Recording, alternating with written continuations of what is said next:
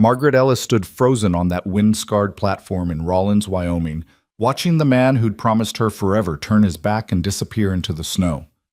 58 years old, one trunk, one shattered dream, and nowhere left to go. But when a quiet rancher with patched clothes and honest eyes offered her something no pretty words ever could, she'd have to decide. Would she let one man's cruelty define her, or would she finally claim the life she deserved? Stay with me until the end, and comment what city you're watching from. I want to see how far Margaret's story travels.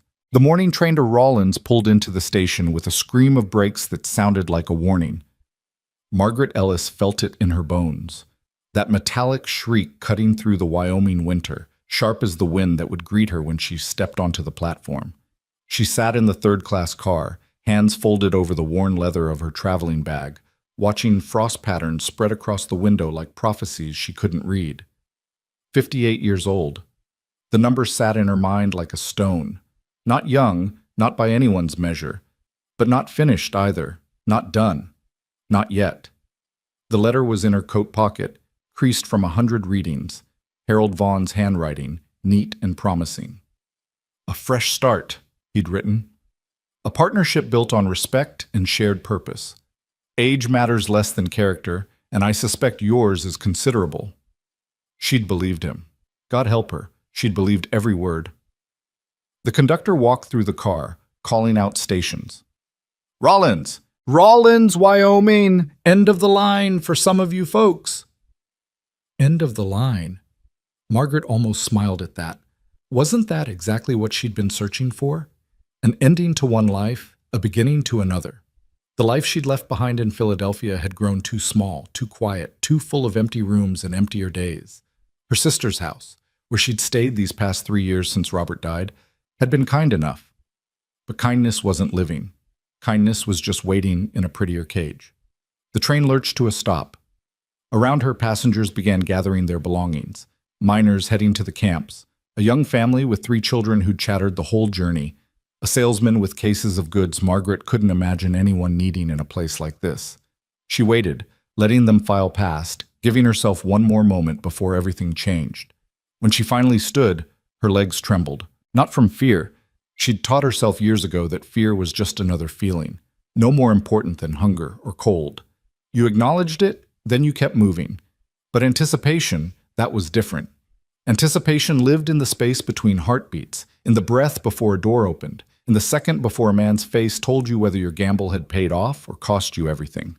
She stepped onto the platform, and the wind hit her like a living thing. It tore at her coat, pulled at her hat, tried to push her back toward the train as if the land itself was rejecting her. The sky hung low and gray, pregnant with snow that hadn't quite decided to fall. The town of Rawlins stretched before her, a collection of wooden buildings huddled against the elements, smoke rising from chimneys, streets carved into mud and ice. It looked like every frontier town she'd imagined, and nothing like the photographs Harold had sent. The platform was crowded with people, families reuniting, workers heading to jobs, merchants collecting goods. Margaret stood still in the chaos, one hand on her trunk, searching the faces for the man she'd come to meet. And then she saw him. Harold Vaughn stood at the far end of the platform, exactly where he'd said he'd be. Tall, broad-shouldered, wearing a dark suit that looked new. His hat was polished, his boots spotless despite the mud and slush. He was handsome in that clean, careful way some men achieved, like a photograph, all surfaces and no depth. Their eyes met across the platform.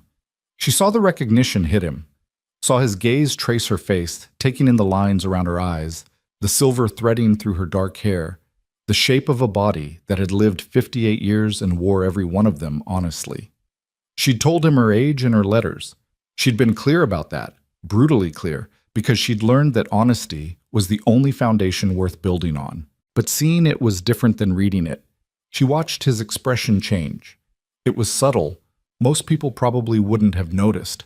But Margaret had spent a lifetime reading men's faces, first as Robert's wife, learning when his factory was in trouble by the set of his jaw at breakfast, and then as a widow, learning which men at church meetings thought her age made her invisible and which ones thought it made her desperate.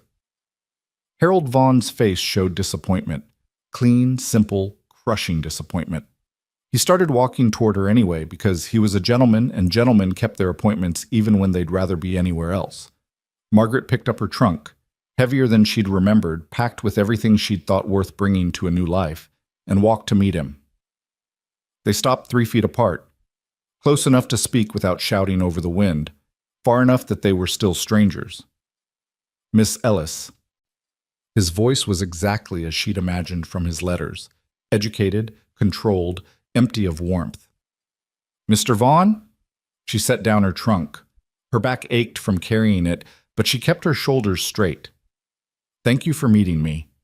"Of course." He looked at her trunk, then back at her face, and she could see him calculating, wondering how quickly he could end this, wondering what excuse would cause the least fuss. I'm afraid there's been a misunderstanding." "Has there?" It wasn't a question. "In your letters, you were quite eloquent, quite vivid. I suppose I formed an impression that was perhaps—" He trailed off, searching for the word that would wound least while still accomplishing his goal. "Younger," Margaret supplied. Her voice was steady. She'd had practice at this, at keeping her face calm while everything inside her broke. Robert's funeral, her mother's last breath. The day her sister had suggested, kindly, that perhaps Margaret should think about what she'd do when she became a burden. "You thought I'd be younger." "I never specified an age preference. You didn't have to. You read my words and heard a young woman's voice, despite me telling you plainly that I was 58 years old. That's on you, Mr. Vaughn, not me." His jaw tightened. "I don't appreciate your tone. And I don't appreciate traveling 800 miles on a gentleman's written promise only to be rejected before we've exchanged a dozen words." Margaret picked up her trunk again. It felt heavier now, weighted with humiliation and rage and a weariness that went bone deep. "But I suppose we're both destined for disappointment today. Miss Ellis, please understand." "I understand perfectly." She met his eyes, and in that moment she let him see exactly what she thought of him. Not with anger. Anger would have given him too much power. But with the cool, clear judgment of someone who'd just watched a man reveal himself as smaller than his letters suggested. "I understand that you're the kind of man who builds castles in letters and burns them in person. I understand that you wanted a wife who'd make you feel young again, not a partner who'd challenge you to grow. And I understand that I just spent my last $70 on a ticket to meet a coward." His face flushed red. "Now see here." "No, you see here." Margaret stepped closer, and despite himself, Harold Vaughn stepped back. "You don't get to waste a woman's time, money, and hope, then act wounded when she calls it what it is. You wanted honesty in your letters? Then have the spine to be honest now. You don't want me. Say it plain, and let me get on with finding somewhere to sleep until the next train east." For a moment she thought he might argue, might try to salvage some dignity from the wreckage of his broken promise. But Harold Vaughn was, at his core, a man who valued appearance over substance, and making a scene on a public platform was apparently worse than abandoning a woman he'd invited across the country. "The next eastbound train is Thursday," he said stiffly. "The hotel is 2 blocks north. I'm sorry it didn't work out." He turned and walked away. Just like that. No offer to help with her trunk, no assistance finding lodging, no acknowledgement that he bore any responsibility for the situation he'd created. He simply disappeared into the crowd of people moving through the station, his polished hat bobbing above the others until it vanished around the corner of a building. Margaret stood on the platform, trunk at her side, watching the space where he'd been. The wind picked up, carrying the first flakes of new snow. The platform was emptying now, people hurrying to get out of the cold. The train behind her hissed and groaned, preparing for its next journey. She could hear the conductor calling final boarding for passengers heading east to Cheyenne. She could get back on. She had just enough money left for a ticket, if she was careful. She could go back to Philadelphia, back to her sister's house, back to being the widow who took up space in the spare bedroom and tried not to be too much trouble. Back to being the woman who'd gambled on a new life and lost. The station clerk leaned out his window, a thin man with a drooping mustache and kind eyes that had seen this scene play out before. "Next eastbound train is Thursday, ma'am. 3 days. Hotels 2 blocks north, I heard." Margaret looked down at her trunk, then up at the gray sky, then at the town of Rollins spreading out before her. Thank you. You need help finding a place? I need to walk. She picked up her trunk one more time, muscles screaming in protest. I'll walk until I find something worth waiting for. The clerk nodded slowly. Town's not much, but it's honest. More than some men can say. Margaret almost smiled at that. I'll keep that in mind. She started walking. Not north toward the hotel. She couldn't bear the thought of sitting in a small room for 3 days, counting down the hours until she could escape her own humiliation. Instead, she walked west, deeper into town, past buildings that looked like they'd been thrown together in a hurry and expected to last forever. Past a general store with windows displaying tools and fabric and tin goods. Past a church with a crooked steeple and a graveyard full of wooden crosses. Past a saloon where music already played despite the early hour. The town watched her. She felt the weight of eyes from windows, from doorways, from people passing on the street. A woman alone with a trunk, walking with purpose, but no clear destination. That was the kind of thing people noticed in a place like this. She kept her head up, her shoulders straight. Let them look. Let them wonder. She was past caring what strangers thought. The livery stable sat at the edge of town, a large wooden structure with doors open to the street. Horses nickered inside, and she could smell hay and leather and the warm animal scent of the stables. A wagon stood outside, half loaded with supplies. And leaning against the post beside it, watching her approach with eyes that didn't judge, was a man who looked like he'd been carved from the same wood as the buildings around him. You look like you're carrying more than a trunk, he said. Margaret stopped, set down her burden, looked at him properly. He was tall, raw-boned, somewhere in his 40s if she had to guess. His coat was patched but clean, his hat worn but cared for. His face was weathered the way faces got when they spent years in wind and sun, all hard lines and harder angles. But his eyes were steady, the kind of steady that came from seeing things clearly and not looking away. Depends, she said, and she was surprised by how tired her voice sounded. You offering help or judgment? Help doesn't cost a thing. He pushed off the post, moving with the easy economy of someone who never wasted motion. Judgment's too expensive for my taste. Smart man. Samuel Reed. He didn't offer his hand, not out of rudeness, she thought, but because he'd seen her trunk and knew her hands were occupied. You're the woman Vaughn was supposed to meet. It wasn't a question, but Margaret answered anyway. Was, past tense. Saw him walking back from the station. Man looked like he'd swallowed something bitter and blamed the cook. Samuel nodded toward his wagon. You need somewhere to go. I've got space. Not the hotel, and not charity, but it's warm, and nobody will bother you. Margaret studied him. She'd learned long ago that kind offers came in 2 varieties, the kind that expected payment in gratitude or submission, and the kind that were simply what they appeared to be. Samuel Reed's face told her nothing except that he meant what he said. Why? She asked. Why what? Why help a stranger?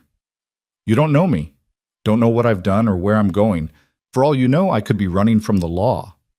Are you? No. Then I don't care what you've done. And where you're going is your business. He glanced at the sky, where snow was starting to fall in earnest now. But right now, you're heading for a cold night with nowhere to stay, and I've got a spare room and a stove that works. Seems simple enough to me. Nothing's ever simple. No, he agreed. But some things are straightforward. You need help. I can help. Everything else is just noise. The snow fell harder, big wet flakes that stuck to her coat and melted on her face. Margaret thought about the hotel 2 blocks north, about 3 days of waiting in a strange town, about the long train ride back to a life that had stopped fitting years ago. And she thought about this quiet man with his patched coat and honest eyes, offering something no fancy letters or polished boots had managed. Simple human decency. Your name? He asked. Margaret Ellis. Well then, Mrs. Ellis. Miss Ellis. He picked up her trunk like it weighed nothing. Let's get you out of this weather before we both freeze standing here talking about it. She followed him to the wagon, and when he offered his hand to help her up, she took it. His grip was work-roughened and warm, and he didn't hold on a second longer than necessary. The wagon seat was hard wood, but there was a blanket folded there, and he shook it out and handed it to her without comment. They drove out of town in silence. Margaret wrapped the blanket around her shoulders and watched Rollins disappear behind them. The road, such as it was, wound through open country, past scattered homesteads and endless stretches of snow-covered grass. The wind pushed against them, making the wagon creak, and the horses tossed their heads. But Samuel drove with the relaxed competence of someone who'd made this journey 1,000 times. "You came west for him?"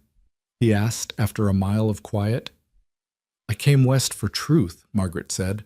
"Thought I'd found it in letters. Turns out truth looks different on paper than it does in person." "Usually does." He was quiet for a moment, then added, "Man's a fool." "For lying?" "For not seeing what he had when it was standing right in front of him." Samuel kept his eyes on the road. "Takes a special kind of stupid to turn down a woman brave enough to cross the country on a promise." Margaret felt something loosen in her chest, some knot she hadn't even realized was there. That might be the kindest thing anyone said to me in years. Wasn't trying to be kind, just stating fact. They drove on. The snow fell steadily now, covering the world in white, muffling sound until there was nothing but the creak of wagon wheels and the soft breath of horses. The land stretched endlessly in all directions, beautiful in its emptiness, terrifying in its scale. Margaret had grown up in cities, where buildings and people pressed close, where you were never more than a few steps from help or trouble. This was different. This was space so vast it made her feel simultaneously insignificant and strangely free. Samuel's cabin appeared over a rise, a solid log structure with a stone chimney and a lean-to barn beside it. Smoke curled from the chimney, gray against the gray sky. It wasn't large, but it looked permanent, rooted, like it had grown from the land rather than being built on it. He pulled the wagon to a stop and climbed down, then offered Margaret his hand again. Her legs had stiffened during the ride, and she was grateful for his steadying grip as she found her footing in the snow. "Come on inside," he said, gathering her trunk.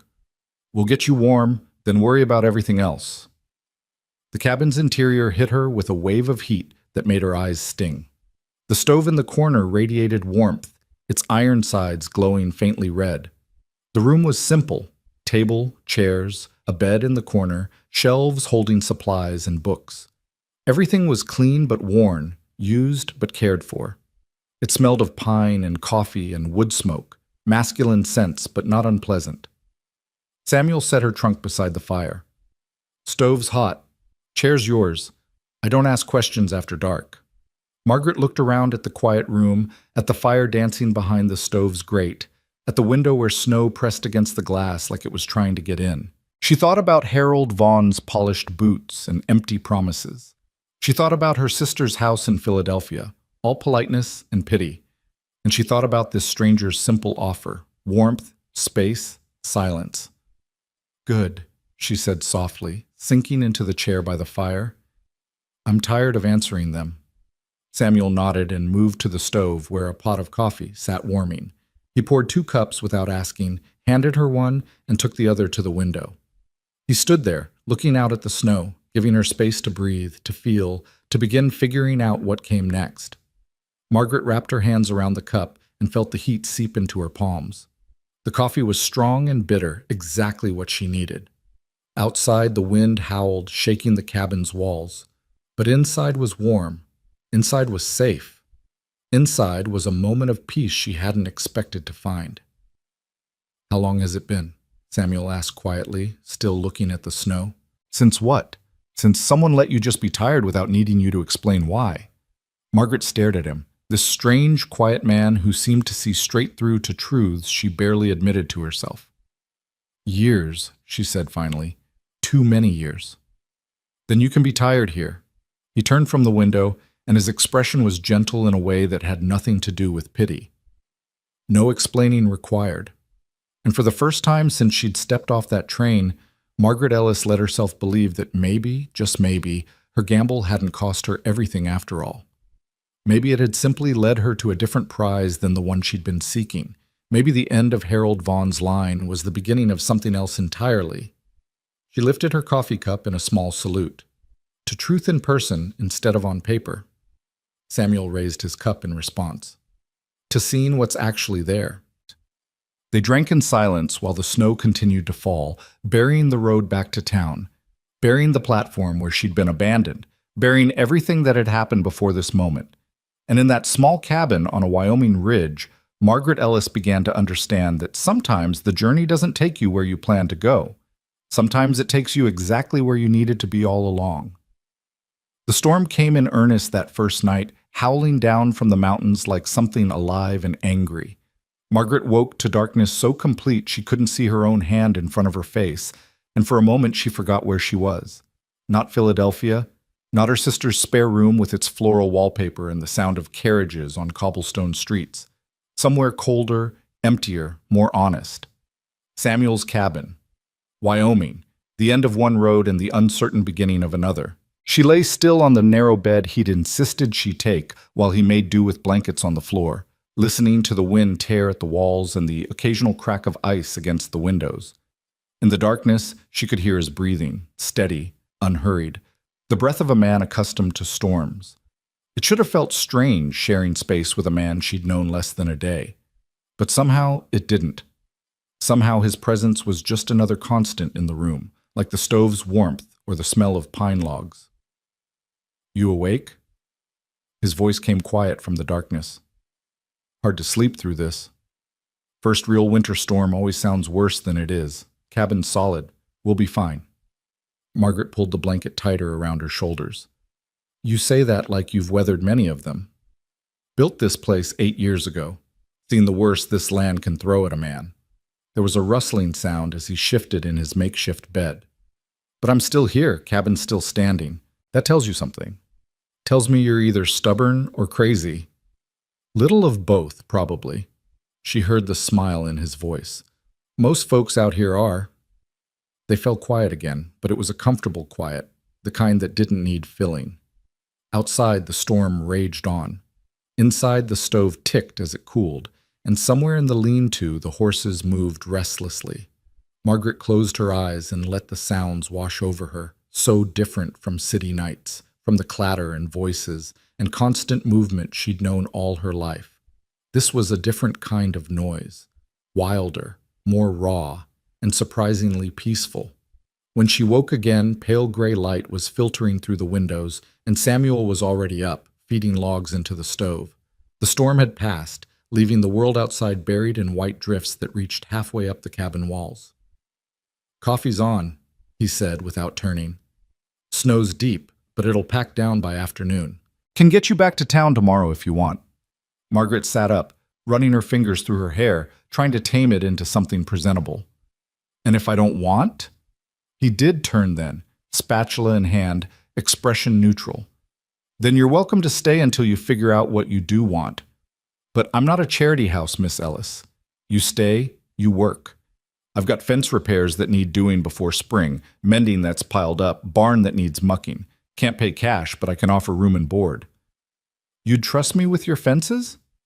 You made it this far on your own steam. Figure you can learn to mend wire. He went back to the stove where eggs were sizzling in a pan. Besides, trust's got to start somewhere. Might as well start with honest work. Margaret stood and moved to the window, looking out at the transformed landscape. Everything was softened under snow, all the harsh edges smoothed into gentle curves. It looked peaceful, deceptive. She knew enough about winter to know that beauty could kill you if you weren't careful. I'll stay, she said. For now, until I figure out what comes next. Fair enough. Samuel divided the eggs onto 2 tin plates and brought one to the table. But you should know something first. What's that? Town's gonna talk. Woman living out here with a bachelor rancher, no marriage, no chaperone. That's the kind of thing that gets tongues wagging. Margaret took her seat and picked up her fork. Mr. Reed, I'm 58 years old. I traveled 800 miles to meet a man who took one look at me and decided I wasn't worth the trouble. My reputation survived being widowed, survived living as a dependent in my sister's house, survived crossing the country alone. I think I can survive some gossip. Just wanted you to know what you're signing up for. I appreciate the warning. She took a bite of eggs, simple, well-cooked, seasoned with salt and pepper. But I stopped worrying about what people thought somewhere between Philadelphia and here. They ate in silence, and then Samuel showed her how he wanted things done. He wasn't a demanding teacher, just thorough, demonstrating once, watching while she tried, correcting when necessary, but never making her feel foolish for not knowing. By midday, Margaret had learned how to split kindling without losing a finger, how to feed the horses and check their hooves for ice, and how to read the sky for signs of another storm. "You're a quick study," Samuel said as they walked back from the barn, boots crunching in snow that came up to their knees. "I've had practice learning new things. When Robert, my husband, when he died, I had to learn everything. How to manage money, how to deal with his business partners, how to negotiate with creditors. Being a widow is an education nobody wants but everyone needs." "How long?" 3 years. Hart gave out one morning over breakfast. "Doctor said it was quick, if that's supposed to be a comfort." Margaret stopped and looked back at the tracks they'd left in the snow, 2 sets of footprints side by side, leading away from the cabin. "I thought I knew what alone felt like before that. I was wrong." Samuel nodded slowly. "I lost my wife 6 years back. Fever. Nothing the doctor could do except make her comfortable at the end." He started walking again, and Margaret fell into step beside him. "People kept telling me time would make it easier. They were half right. Time makes it different, not easier. You learn to carry it better, but the weight never really changes." "No," Margaret agreed quietly. "It doesn't." They reached the cabin and stamped snow from their boots before going inside. The fire had burned low, and Samuel set about building it up again while Margaret put water on for coffee. It struck her how easily they moved around each other in the small space, how naturally they'd fallen into a rhythm. Him tending the fire, her managing the stove, both of them working toward the same goal without needing to discuss it. This was what Harold Vaughn's letters had promised. Partnership. Shared purpose. 2 people building something together. But Harold had been selling a fantasy, all pretty words and no substance. This simple exchange of labor and silence, this was real. "Tell me about this town," Margaret said as they settled with their coffee. "What kind of place is Rollins?" "The kind that's still figuring itself out. We've got railroad workers, miners, ranchers, drifters, people from everywhere and nowhere. Some are running from something. Some are running toward something. Most are just trying to survive." Samuel cradled his cup between his palms. "It's rough, but it's honest. You'll find good people if you look, and you'll find trouble if you're careless. Same as anywhere, I suppose." "And you? Which category do you fall into?" "I came west after Sarah died. Couldn't stay in Ohio, couldn't look at the house we'd built, couldn't stand all those pitying looks from neighbors who meant well but made everything worse." He stared into his coffee like it held answers. "Figured I'd head to California, see the ocean, maybe find work on someone's ranch. Got as far as Rollins and ran out of money. Took a job at the livery, saved enough to buy this land, and here I am. Not running, not chasing, just being." "Just being," Margaret repeated. "That sounds like the most honest thing I've heard in a long time." The afternoon stretched quiet and productive. Samuel worked on repairing a harness while Margaret tackled the mending he'd mentioned. A pile of shirts with torn seams and missing buttons, work pants worn through at the knees, socks that needed darning. Her fingers remembered the motions from years of keeping Robert's clothes maintained, from the nights after his death when she'd mended and darned and hemmed, because it was something to do with her hands while her mind tried to process the enormity of being alone. They talked in fits and starts, sharing pieces of their histories the way people do when they're still deciding how much to reveal. Margaret learned that Samuel had been a school teacher before he married, that he could read Latin and do advanced mathematics but preferred the simple clarity of physical work. Samuel learned that Margaret had helped run Robert's textile factory after he got sick, that she had a head for numbers and no patience for fools, that she'd once fired a manager who'd been cheating workers out of wages. "You ran a factory." Samuel looked up from his harness work, surprised. Someone had to. Robert was brilliant with fabrics and dyes, but business bored him. "I kept the books, managed the workers, dealt with suppliers. After he died, his partners bought me out, gave me a fraction of what my share was worth, but I didn't have the strength to fight them." She bit off a thread and examined her work. "That money paid for my sister's hospitality and a ticket west. Now it's gone, and here I am." "Here you are," Samuel echoed. Broke, stranded, and sewing my shirts. I've been in worse positions. Name one. Margaret thought about it. Fair point. This is probably the worst position I've been in since... She trailed off, memory catching on something sharp. Since what? Since the night 3 men tried to break into the factory. I was there late, finishing the books. They thought the place was empty. She kept her eyes on her sewing, needle moving in and out in steady rhythm. I had Robert's pistol in the desk drawer. When they kicked in the door, I fired 2 shots into the ceiling and told them the next one would be lower. They ran. Samuel set down his work. You ever fire at a person? No, thank God no, but I learned that day that I could if I had to. She met his eyes. Is that something you want to know about the woman staying in your house? It's something that makes me glad you're here and not on the receiving end of whatever trouble might come. He picked up his harness again. Woman who can protect herself is a rare thing out here. Rarer still, in my experience. You sound like you've seen your share of trouble. Enough to recognize it when it walks through the door. As if summoned by his words, the sound of hoofbeats broke the afternoon quiet. Samuel's hand stilled on the leather, and his eyes went to the rifle mounted above the door. Margaret set down her mending and stood, moving instinctively away from the windows. Expecting someone? She asked quietly. No. Samuel rose and went to the window, peering out carefully. Single rider, don't recognize the horse. They watched as the rider approached, a man hunched against the cold, leading his horse rather than riding it. Even from a distance, Margaret could see the animal was limping badly. The man stopped 20 yards from the cabin and called out, "Hello, the house! I need help!" Samuel grabbed his coat and opened the door, rifle in hand but pointed at the ground. "What's your trouble?" "Horse threw a shoe 2 miles back, been walking since. I'm about froze through." The man's voice was rough with cold and exhaustion. "Name's Elias Ward. I can pay for shelter, just need to get warm and tend my horse." Margaret joined Samuel at the door, studying the stranger. He was younger than she'd first thought, maybe 30, with a lean face and quick eyes that seemed to catalog everything they touched. His clothes were good quality but travel-worn, and there was something about the way he held himself, a coiled tension that didn't match his words. "You armed?" Samuel asked. "Just a pistol, for snakes and such." Elias spread his hands, showing them empty. "Look, I understand caution. I'm a stranger. It's getting dark. You've got a woman to protect, but I'm asking neighbor to neighbor. I need help."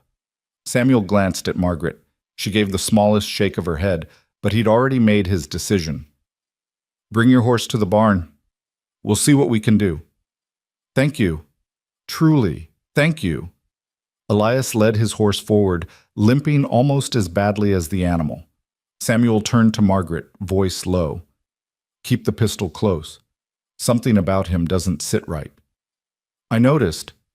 Margaret went to her trunk and retrieved Robert's old revolver from where she'd packed it beneath her clothes. It was heavy and cold in her hand, familiar weight from those nights at the factory. "I'll keep watch."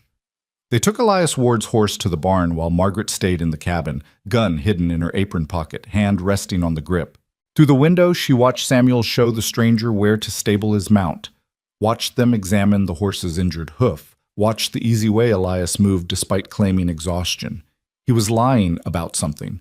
She couldn't prove it, couldn't name what exactly felt wrong, but her instincts, honed through years of dealing with dishonest men, were screaming warnings. When they returned to the cabin, Elias was all gratitude and charm. He accepted the coffee Margaret offered, praised the warmth of the fire, made small talk about the weather and the road conditions. But his eyes never stopped moving, taking in the layout of the cabin, the locations of weapons, the positions of doors and windows. "You're far from town for a woman," he said to Margaret, smile not quite reaching his eyes. "I like the quiet," she replied evenly. "Still, must get lonely or dangerous. These are wild lands." "I'm comfortable with wild." She met his gaze steadily. "And I stopped worrying about danger a long time ago." Something flickered across his face. Surprise, maybe, or reassessment. "I meant no offense, ma'am." "And I took none." Samuel intervened before the tension could escalate further. "You'll sleep in the barn. It's warm enough, and there's hay for bedding. We'll help you at first light. Either fix your horse's shoe or loan you a mount to get to town. That's generous, but that's how it is. Samuel's voice was firm, but not unkind. You're welcome to shelter and food, but the cabin's too small for 3, and the lady deserves her privacy. Elias's jaw tightened, but he nodded. Of course, I understand, and I'm grateful for any help. They gave him blankets and another cup of coffee before sending him to the barn for the night. Margaret watched through the window as he crossed the yard, saw him glance back at the cabin before disappearing into the lean-to. He's not going to stay in that barn, she said quietly. I know. Samuel checked the rifle, then loaded it carefully. Question is whether he's just a thief looking for easy pickings or something worse. My money's on worse. Mine too. He set the rifle within reach and pulled his chair closer to the door. You should sleep. I'll keep watch. Mr. Reed, Samuel, if we're going to spend the night waiting for trouble, might as well be on first-name terms. Margaret almost smiled at that. Samuel, then. And I'm Margaret. She pulled her own chair to face the door, hand going to the pistol in her pocket. But I'm not sleeping while you keep watch. We'll take turns. Margaret, don't argue. I survived running a factory in Philadelphia. I can survive one cold night in Wyoming. She settled into her chair, gun resting in her lap. Besides, you said earlier that you wanted a worker, not a dependent. Well, workers pull their weight. This is me pulling mine. Samuel studied her for a long moment, then nodded slowly. Fair enough, but if shooting starts, you get behind the stove. It's cast iron, best cover in here. Agreed. And if he goes for you, I'm aiming for center mass. Fair warning. Noted. Samuel almost smiled. You know, when I offered you a ride this morning, I wasn't expecting things to get quite this interesting. Welcome to my life. Things tend to get interesting whether I want them to or not. They settled into silence, watching the door, watching the windows, listening to the night sounds outside. The wind had picked up again, not as fierce as the previous night's storm, but enough to rattle the shutters and moan through the eaves. Perfect cover for someone trying to move quietly. Perfect excuse for sounds that shouldn't be there. Hours passed. Margaret's turn at watch, then Samuel's. The fire burned low and he built it up again. Coffee was made and drunk. Outside, the world stayed dark and cold and full of possibilities, most of them bad. It was deep into the night, during Margaret's second watch, when she heard it. A soft scraping sound, barely audible under the wind. The sound of someone testing the door latch. Her hand tightened on the pistol. Samuel. He was awake instantly, hand going to the rifle. They waited, barely breathing, as the latch lifted slowly. The door began to open, just an inch, then 2, cold air spilling through the gap. Margaret raised her pistol, aimed at the opening door, and spoke clearly into the darkness. I suggest you rethink whatever you're planning, Mr. Ward. The door stopped moving. For a heartbeat, nothing happened. Then Elias Ward's voice came from outside, different now, harder, stripped of its earlier charm. I just needed to get warmer. Barn's too cold. Barn has blankets and hay. That's warm enough. Margaret didn't lower her weapon. Door stays closed. You wouldn't shoot me just for trying to get warm. You're right. I wouldn't shoot you for that. She stood, moving to where she could see him through the gap in the door. But I would shoot you for lying, and we both know you're not out there because you're cold. Another pause, then, the money in his saddlebags. I saw it when I stabled my horse. Must be 3 months' wages there. That's all I want. Give me that, and I'll leave you both alone. No. Samuel's voice was flat, final. Be reasonable. I am being reasonable. Reasonable says a man who lies about needing help probably lies about only wanting money. Reasonable says you came here planning trouble, and now you're disappointed you didn't catch us sleeping. Samuel raised his rifle. So here's what's going to happen. You're going to back away from that door, go to the barn, get on your horse, and ride out. Do it now, while it's still your choice. Through the gap, Margaret saw Elias's face, saw the calculation there, the weighing of options. His hand moved toward his belt, where she could see the grip of a pistol. Don't, she said quietly. I've already got you in my sights, and at this range I won't miss. Neither will he. You might get one of us, but the other will put you down, and you'll bleed out in the snow with nobody to help you. That what you want? His hand stilled. For a long moment, the only sound was the wind howling through the gap in the door.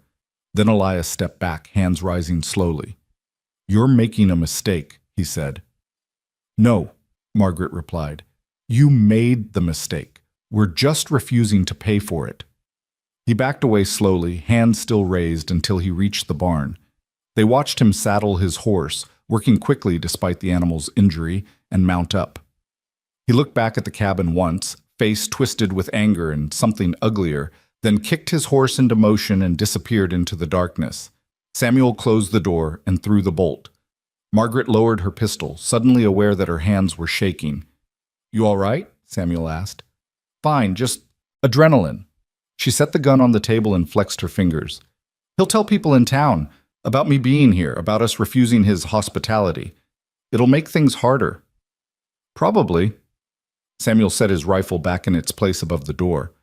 "But we'll deal with that when it comes. Right now, I'm more interested in making sure you really are all right." Margaret looked at him.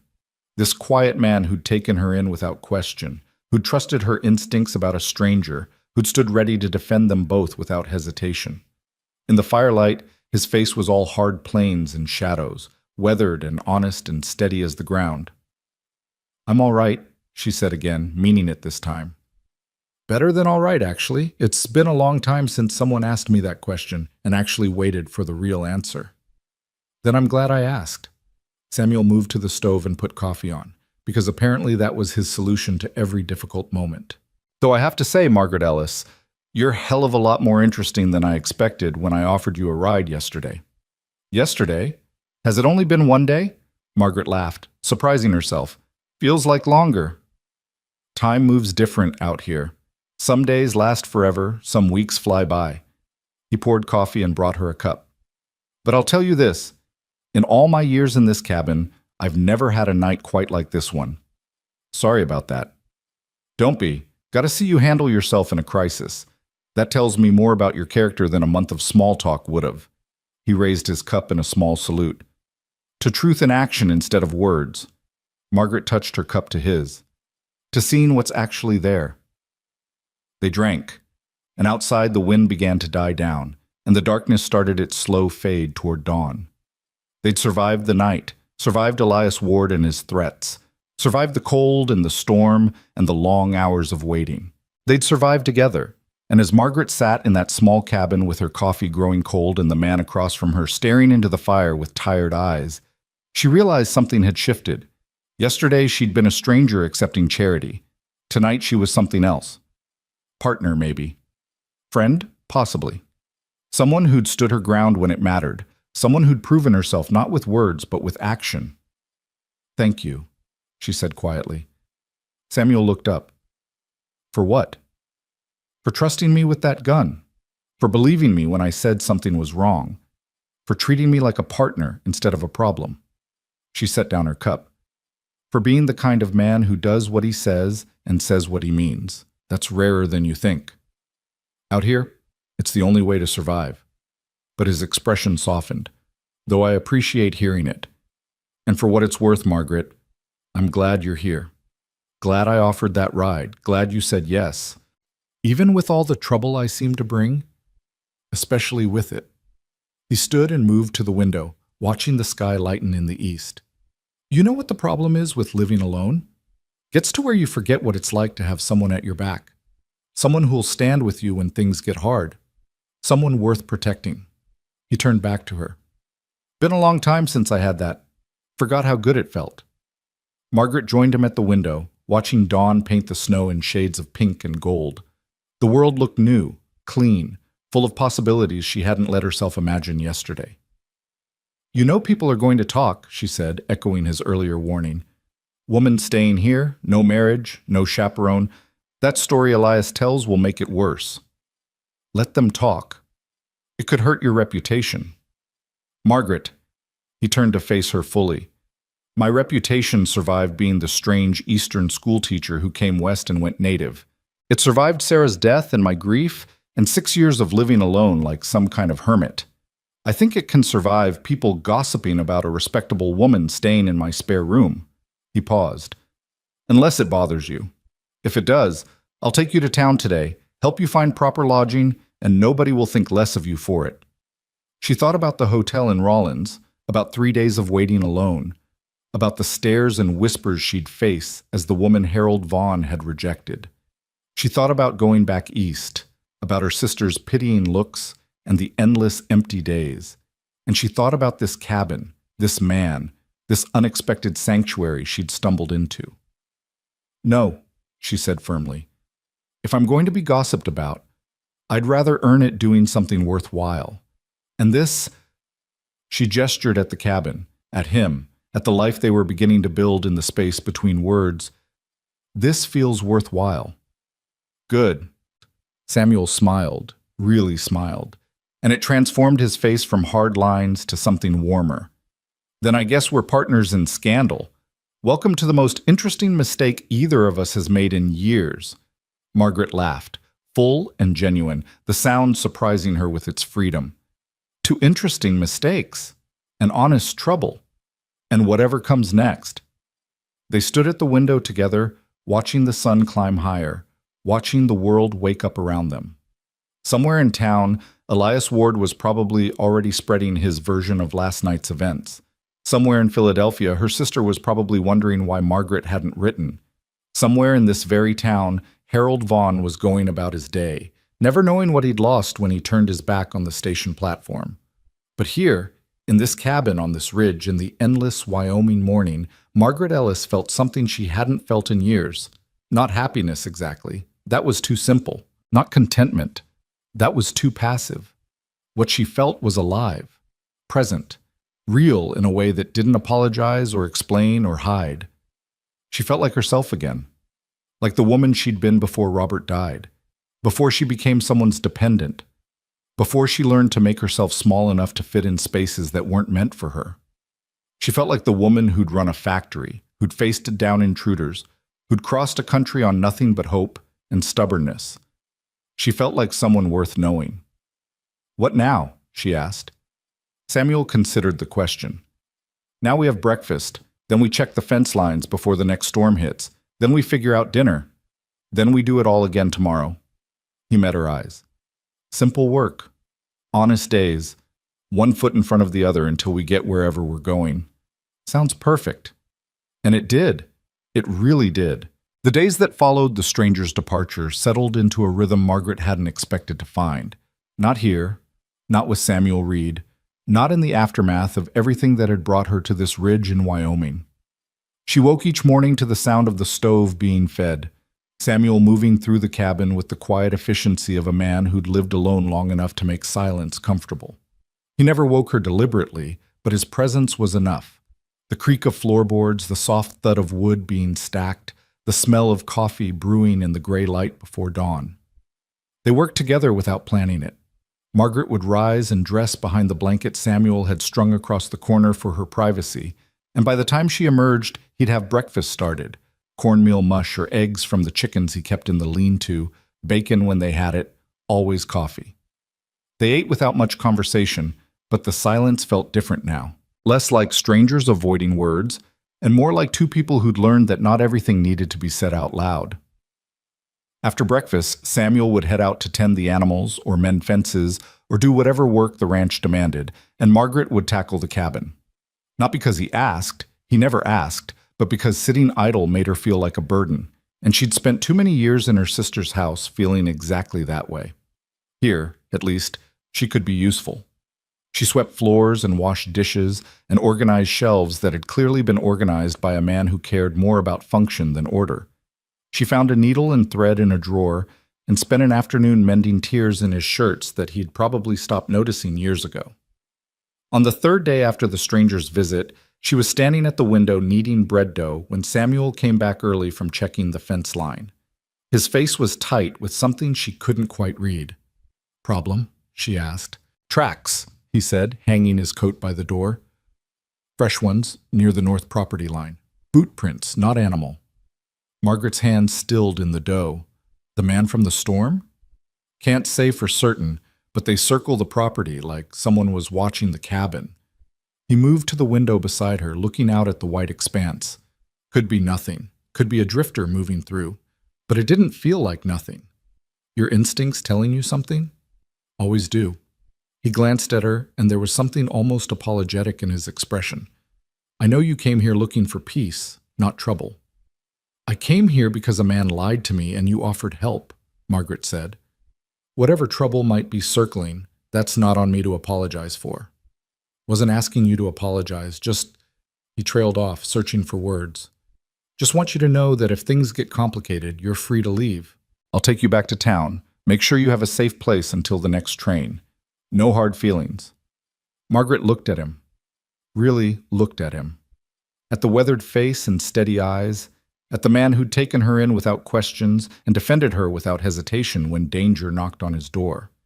At the only person in Rollins, Wyoming who'd seen her as something other than a problem to be solved or a story to be pitied. Samuel Reed, she said slowly, are you trying to protect me or protect yourself? His jaw tightened. Bit of both, I suppose. Well, stop it. She turned back to the bread dough, punching it down with more force than strictly necessary. I'm 58 years old. I've buried a husband, raised a household, and traveled 800 miles on a broken promise.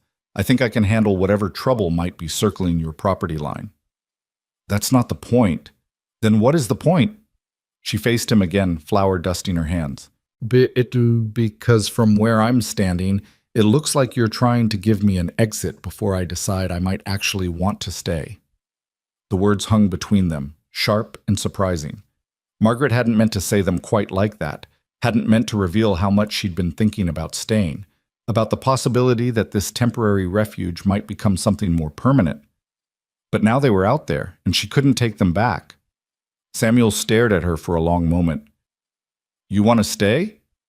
I don't know what I want, she admitted, but I know I'm not running from whatever's out there just because it might be inconvenient or dangerous. I've spent too much of my life making myself small and quiet so other people could be comfortable. I'm done with that. Something shifted in Samuel's expression, surprise maybe, or respect, or some combination of both. All right then, he said quietly, but we're keeping the rifle loaded and taking turns keeping watch at night. Agreed. They stood there in the kitchen, flour and tension thick in the air between them, and Margaret felt something settle in her chest. Not peace exactly, but something close to it. The feeling of being seen, of being heard, of standing her ground and having someone respect the space she claimed. Your bread's going to overproof if you keep staring at me instead of shaping it, Samuel said, and there was the ghost of a smile playing at the corner of his mouth. Then stop giving me things to stare at, Margaret shot back, but she turned back to the dough, dividing it into loaves with practiced hands. That night, they took turns at the window. Samuel took first watch while Margaret slept fitfully in the corner, the rifle propped against the wall within easy reach. At midnight, he woke her with a gentle hand on her shoulder, and she took her position by the window while he stretched out on his bed, boots still on, ready to move if needed. The night was quiet. Too quiet, perhaps. The wind had died down, leaving the world wrapped in a stillness that felt expectant, waiting. Margaret watched the darkness beyond the window, watching for movement, for shadows that didn't belong, for any sign that they weren't alone out here on this ridge. Nothing came. By morning, the tension had stretched thin but not broken. Samuel made breakfast while Margaret folded the blanket she'd used and tried not to feel the exhaustion pulling at her bones. They ate in silence, and then Samuel said, I need to ride into town today, pick up supplies, check if there's been any trouble reported. I'll come with you. Margaret, don't. She held up a hand. Don't tell me it's safer here. Don't tell me I should stay behind where I'll be protected. If there's trouble, I'd rather face it with you than face it alone. He studied her for a moment, then nodded. Fair enough. But we go armed and we stick together. They rode into Rollins in Samuel's wagon, the rifle tucked under the seat, Margaret's revolver, the one Samuel had discovered she carried and never questioned, hidden in the folds of her coat. The town looked different in daylight, less threatening but no more welcoming. People watched them pass with open curiosity, and Margaret could practically hear the gossip spreading in their wake. That's the woman Vaughn rejected, living with Samuel Reed now. Wonder what that's about. Let them wonder. She was past caring. Samuel pulled the wagon up in front of the general store, and they went inside together. The proprietor, a heavy-set man with suspicious eyes, looked up from his counter and took in the sight of them, Samuel Reed and the Eastern woman, shopping together like they had every right to be there. "Morning, Reed," the man said carefully. "Morning, Fletcher. Need to pick up some supplies." "Of course." Fletcher's eyes slid to Margaret. "Ma'am." "Sir?" Margaret kept her voice cool and polite, the tone she'd perfected in Philadelphia when dealing with people who thought widows should be grateful for any attention. They moved through the store gathering what they needed: flour, sugar, coffee, ammunition. Samuel handled the negotiations while Margaret examined the fabric bolts, not because she needed anything, but because it gave her somewhere to look that wasn't the stares of the other customers. "Excuse me," a woman's voice said beside her. Margaret turned. The speaker was perhaps 30, dressed well for a frontier town, her hair pinned neatly under a proper hat. Her face held curiosity, but not unkindness. "Yes?" "I'm Sarah Mitchell. My husband owns the hotel." The woman extended her hand and Margaret shook it, surprised by the gesture. "I wanted to welcome you to Rollins. I know your arrival was less than ideal. News travels fast. In a town this size, news travels before it even happens." Sarah smiled and it reached her eyes. "Harold Vaughn's an idiot, if you want my opinion. I didn't ask for it, but I appreciate hearing it anyway. Most of the women in town agree. We've been watching him court prospects through letters for 2 years now. You're the third woman he's rejected at the station." Sarah's expression turned rueful. "We tried to warn you, but by the time we knew you were coming, you were already on the train." Margaret absorbed this information, feeling something cold settle in her stomach. "Third?" "First was a woman from Ohio, 45, I think. Too old for his taste. Second was from Missouri. Too plain, apparently. And now you." Sarah shook her head. "The man wants a wife who looks like a daughter. It's pathetic." "It's worse than pathetic," Margaret said quietly. "It's cruel." "Yes, it is." Sarah glanced over at Samuel, who was paying for their supplies. "But it seems you landed on your feet anyway. Samuel Reed's a good man. Quiet. Keeps to himself, but solid. You could do worse." "We're not—" Margaret stopped, realizing she didn't actually know how to finish that sentence. What were they? Housemates? Friends? Two people bound together by circumstance and mutual stubbornness? "It's complicated." "It always is." Sarah touched Margaret's arm briefly. "The reason I approached you, aside from wanting to welcome you properly, is to invite you to a gathering we're having Saturday evening. Nothing fancy, just some of the women from town getting together at the hotel. Cards, conversation, pie if anyone remembers to bring it. You'd be welcome." Margaret felt something unexpected bloom in her chest. Hope, maybe, or the memory of what it felt like to have friends, to be included, to be wanted. "That's kind of you, but I'm not sure—" "Think about it," Sarah said. "The invitation stands, and Miss Ellis, don't let Harold Vaughn's stupidity make you think there's no place for you here. Rollins might not look like much, but it's got room for people who are willing to make their own space." Samuel appeared beside them then, supplies gathered, ready to go. Sarah nodded to him politely, squeezed Margaret's hand once, and moved away to her own shopping. "Making friends?" Samuel asked as they headed back to the wagon. "Maybe," Margaret said. "Strange feeling." They loaded the supplies and were about to climb back up when a man's voice called out from across the street. "Reed, hold up a moment." Samuel's shoulders tensed, but he turned. The man approaching was older, maybe 60, with a sheriff's star pinned to his vest and a face that had seen too much of human nature to be surprised by anything. "Sheriff Blake?" Samuel said evenly. "Reed." The sheriff nodded to Margaret. "Ma'am, sorry to interrupt your day, but I need to ask if you've seen any strangers around your property lately." Samuel's expression didn't change, but Margaret felt the shift in his posture. "Why?" "Had a report from the Henderson place. Someone broke into their barn 2 nights ago. Didn't take much, just some food and a blanket. But Mrs. Henderson said she saw a man watching their house from the tree line the day before. Tall, dark coat, moved like he didn't want to be seen." "We had a visitor during the storm last week," Samuel said carefully. "Man named Elias Ward. Said his horse went lame. We gave him shelter for the night." "And he tried to steal my rifle around midnight. Margaret here convinced him that was a poor decision.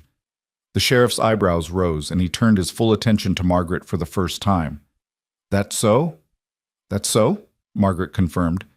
He left in a hurry. Haven't seen him since. Could you describe him? Margaret did, detailing everything she remembered, the two quick eyes, the smile that didn't reach them, the way he'd watched them through the evening like he was calculating distances and opportunities. The sheriff listened, nodding occasionally, his expression growing grimmer. That matches what Henderson's wife described, he said finally. I've got notices out to the neighboring counties. Man like that, moving through territory, watching properties, that's not someone passing through. That's someone planning something. What do you need from us? Samuel asked. Keep your eyes open. Keep your doors locked. And if you see him again, don't try to be a hero. Come get me. The sheriff's gaze moved between them. I know you can handle yourself, Reed. And ma'am, anyone who can face down a thief in the middle of the night has my respect. But this fellow's dangerous, and I'd rather bring him in alive than write up reports about dead civilians. Understood, Samuel said. The sheriff tipped his hat and moved on, leaving them standing beside the wagon. Margaret realized her hands were shaking slightly, adrenaline bleeding off now that the confrontation was over. You all right? Samuel asked quietly. Yes. No, I don't know. She climbed up into the wagon, grateful for something to do with her hands. I thought he was just an opportunistic thief, someone desperate and stupid. But if he's watching properties, planning, then he's something worse. Samuel climbed up beside her and took the reins. And he knows where we live. They rode back to the cabin in tense silence, both of them scanning the landscape for any sign of movement, any indication they were being watched. The land looked peaceful in the afternoon light, snow-covered and serene, the kind of landscape that appeared in paintings of the frontier. But Margaret had learned that beauty and danger weren't mutually exclusive. Sometimes the prettiest places held the sharpest teeth. When they reached the cabin, Samuel checked the perimeter while Margaret unloaded supplies, both of them moving with the efficiency of people who'd learned to work together without needing constant communication. Inside, Margaret started preparing dinner while Samuel cleaned and loaded both rifles, setting them in easy reach near the doors and windows. I've been thinking, Margaret said as she peeled potatoes, about what the sheriff said, about not trying to be heroes. And I think that's good advice for most people. But we're not most people, are we? Samuel looked up from his work. What do you mean? I mean that you live alone on a ranch miles from town. I'm a woman who traveled across the country alone. We're not the kind of people who wait for someone else to solve our problems. She set down the knife and turned to face him fully. If Elias Ward comes back, when he comes back, we're going to have to handle it ourselves. The sheriff can't be everywhere. I know. So we should plan, really plan, not just keeping watch, but thinking through scenarios. What we do if he approaches during the day. What we do if he tries to burn us out. What we do if he brings friends. Samuel was quiet for a moment, studying her face. You've thought about this before, about how to defend yourself. It wasn't a question, but Margaret answered anyway. I told you I'd used that revolver before. I didn't tell you why. She took a breath, feeling the weight of old memories pressing against her ribs. Robert, my husband, owned a factory in Philadelphia. Good business, employed 50 men. But there was a strike when I was 40, violent one. Men who thought burning and breaking would get them what demanding hadn't. What happened? They came to our house one night, thought they'd scare Robert into meeting their demands. But Robert was at the factory, and I was home alone. Margaret picked up the knife again, needing something to do with her hands. They broke down the front door, 3 of them, and I shot the first man who crossed the threshold. Samuel didn't move, didn't react with shock or horror. He just listened. I didn't kill him, Margaret continued. Hit him in the shoulder, but it was enough to make them think twice about whether scaring the owner's wife was worth dying for. They ran. Robert came home to find me sitting on the stairs with the revolver in my lap and a man bleeding on our foyer floor. Did they arrest you? No, Robert's lawyer made sure of that. Self-defense, clear as day. But the factory closed anyway. Robert said it was because of the strike, but I always thought it was because he couldn't look at me the same after that night, couldn't reconcile the woman who embroidered his shirts with the woman who'd shot a man without hesitation. That's foolish, Samuel said quietly. What is? Not being able to see that those are the same woman. That strength and gentleness aren't opposites. He set down the rifle he'd been cleaning and met her eyes. You did what you had to do, protected yourself. You're home. That's nothing to be ashamed of. Margaret felt something loosen in her chest, some old knot of shame and doubt that she'd carried for 18 years. Robert never said it directly, but I know he thought less of me after that. Thought I should have waited for him to come home. Thought a proper woman would have hidden or screamed or done anything except fight back. Then Robert was a fool too. Samuel stood and crossed to where she stood by the counter. He didn't touch her, but his presence was solid and reassuring. Margaret Ellis, you're one of the strongest people I've ever met. Not because you shot a man, though that took courage, but because you kept living after everyone tried to make you smaller. After your husband died, after your sister took you in like charity, after Harold Vaughn looked at you and couldn't see what he had. You kept going. That's real strength. Margaret's eyes stung with tears she refused to shed. Why are you being so kind to me? I'm not being kind. I'm being honest. He paused, then added softly, and maybe because I know what it's like to have people look at you and see something less than what you are. What do you mean? Samuel moved back to the window, looking out at the fading light. I wasn't always a rancher. Used to work for a man in Colorado, big ranch, hundreds of head of cattle. I was good at it, worked my way up to foreman by the time I was 30. Had a woman I was planning to marry. Had a future mapped out. What happened? The owner's son decided he wanted my job. Didn't want to earn it, just wanted it because it was there. So he made up stories, told his father I was stealing cattle, selling them on the side. Wasn't true, but his word against mine, no contest. Samuel's voice was flat, emotionless, but Margaret could hear the old pain underneath.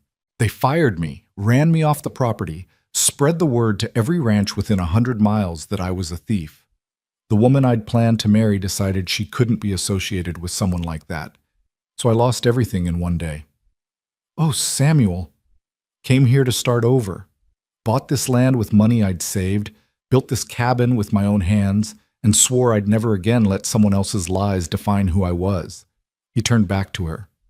So when I see you standing there carrying the weight of every judgment people have put on you, I recognize it, and I figure the least I can do is tell you the truth.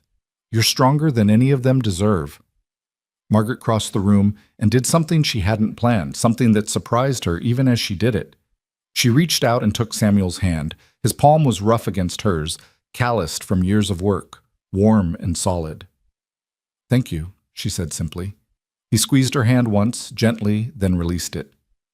We should eat, and then we should plan. Like you said, think through scenarios. They ate dinner as the sun set, painting the snow outside in shades of orange and gold. And then, as darkness settled over the ridge, they sat at the table with the lamp burning between them and planned for the worst. Samuel sketched out the property on a piece of paper, the cabin, the barn, the fence lines, the places where someone could approach unseen. Margaret suggested keeping water barrels near the doors in case of fire. Samuel proposed setting up simple alarms, strings with bells attached, placed along the most likely approaches.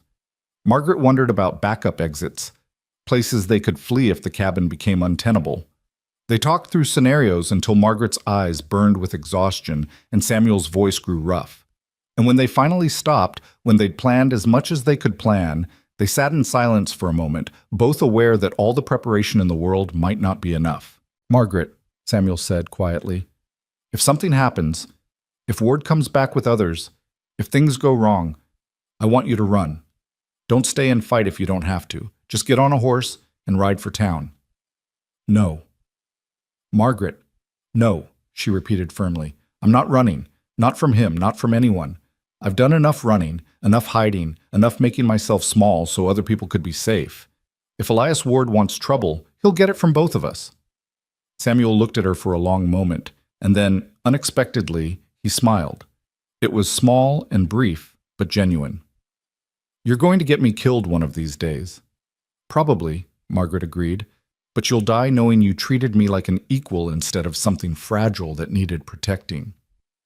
Fair trade, he said, and there was warmth in his voice that made Margaret's heart do something complicated in her chest. That night, they took turns at watch again. Margaret had the hours before dawn, the darkest and coldest time when the world felt suspended between night and morning. She sat by the window with the rifle across her lap and watched the darkness beyond the glass. Nothing moved. The wind had picked up again, sending snow skittering across the drifts, creating shapes and shadows that looked like men until you stared at them long enough to realize they were nothing. Margaret's eyes burned with exhaustion, but she kept them open, kept scanning the darkness, kept waiting for the moment when a shadow would resolve into something real. It didn't come. By the time Samuel woke to take over, false dawn was painting the eastern sky gray. Margaret surrendered her post gratefully and fell into bed without even removing her boots. She slept hard and dreamless, exhausted beyond fear, beyond worry, beyond everything except the need for rest. When she woke, it was full morning and something smelled incredible. Margaret emerged from behind her blanket to find Samuel at the stove, cooking something that involved eggs and onions and bacon. He glanced over his shoulder at her. "Figured you earned a real breakfast. What time is it?" "Nearly 9. I let you sleep." "You should have woken me. You need rest too." "Got enough." He plated the food and brought it to the table. "Eat. Then I have something to ask you." They ate in companionable silence, and Margaret tried not to think about how domestic this felt, how comfortable. Like they'd been doing this for years instead of days. Like this makeshift arrangement had somehow transformed into something that felt dangerously close to home.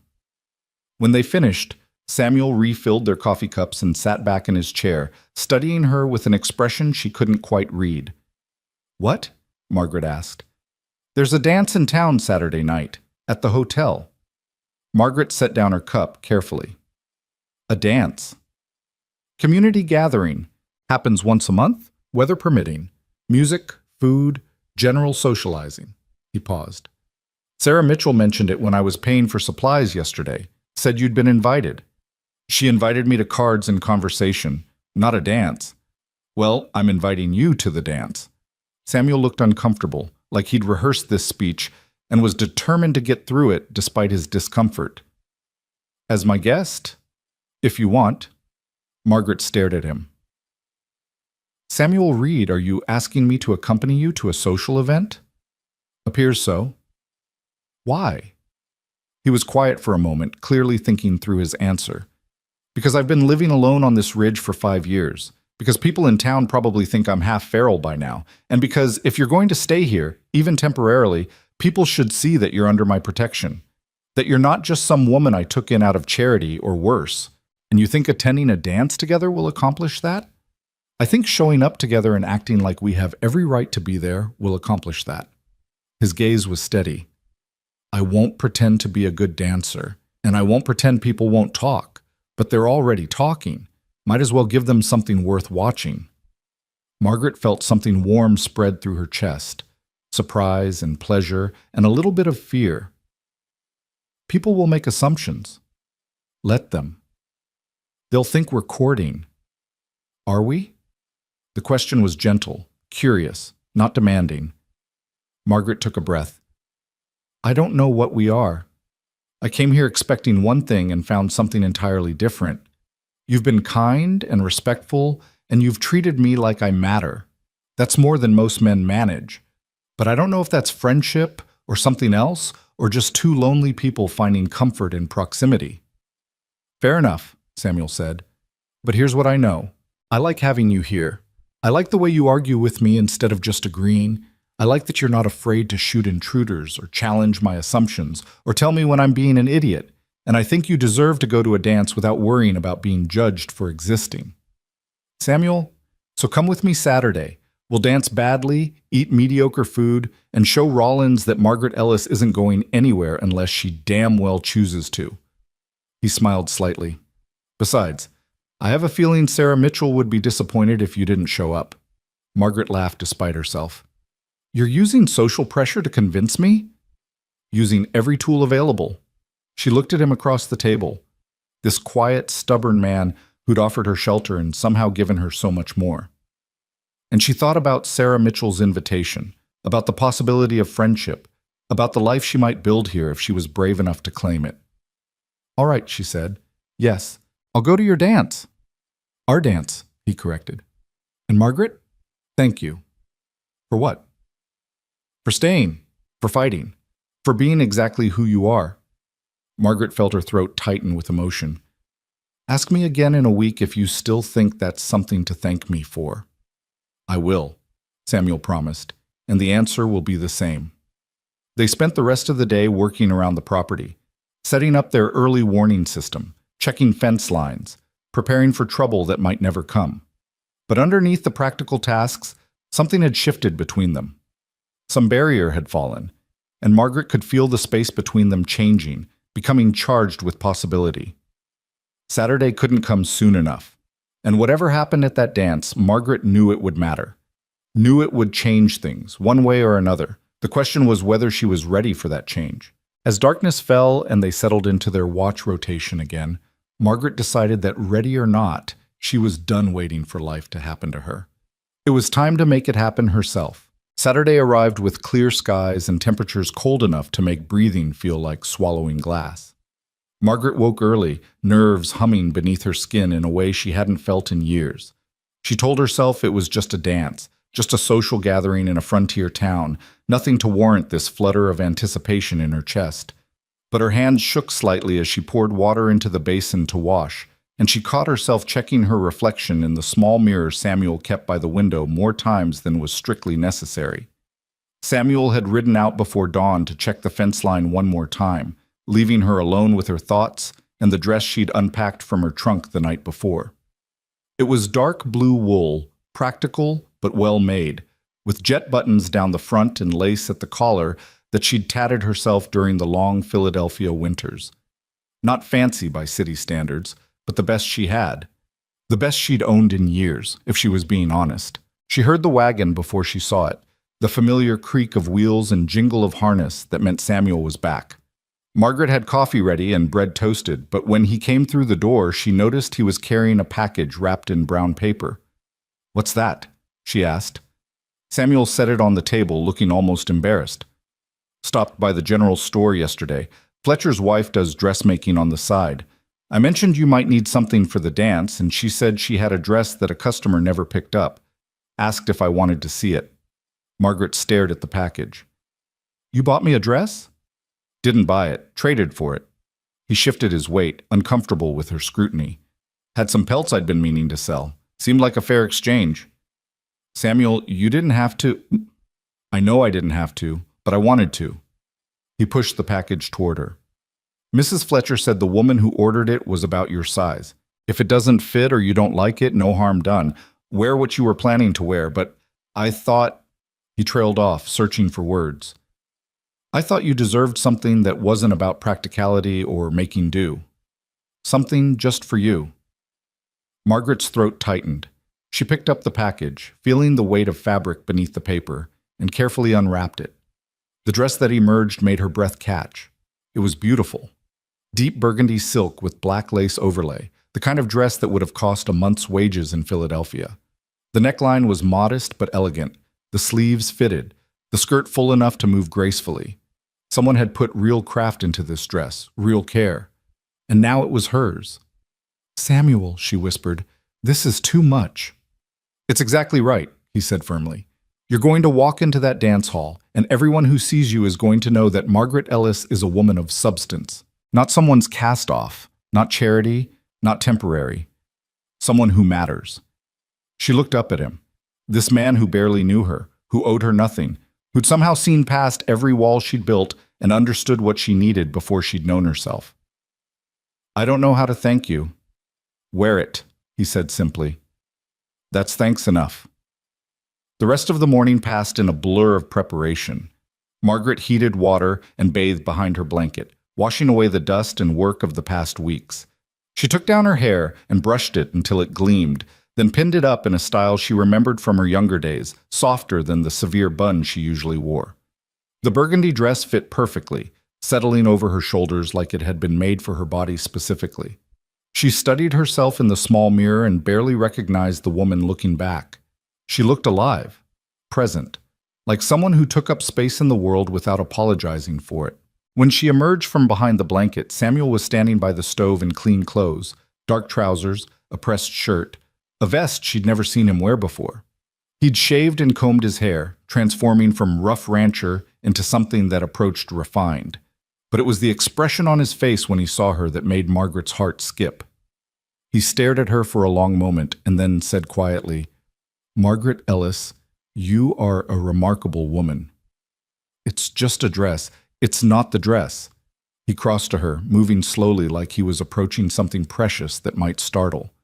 "Though the dress is beautiful, it's you. The way you carry yourself. The way you look at the world like you're daring it to tell you no." He paused, then added with a small smile, "And the way you're terrifying and magnificent all at once." Margaret laughed, feeling heat rise in her cheeks. "Terrifying?"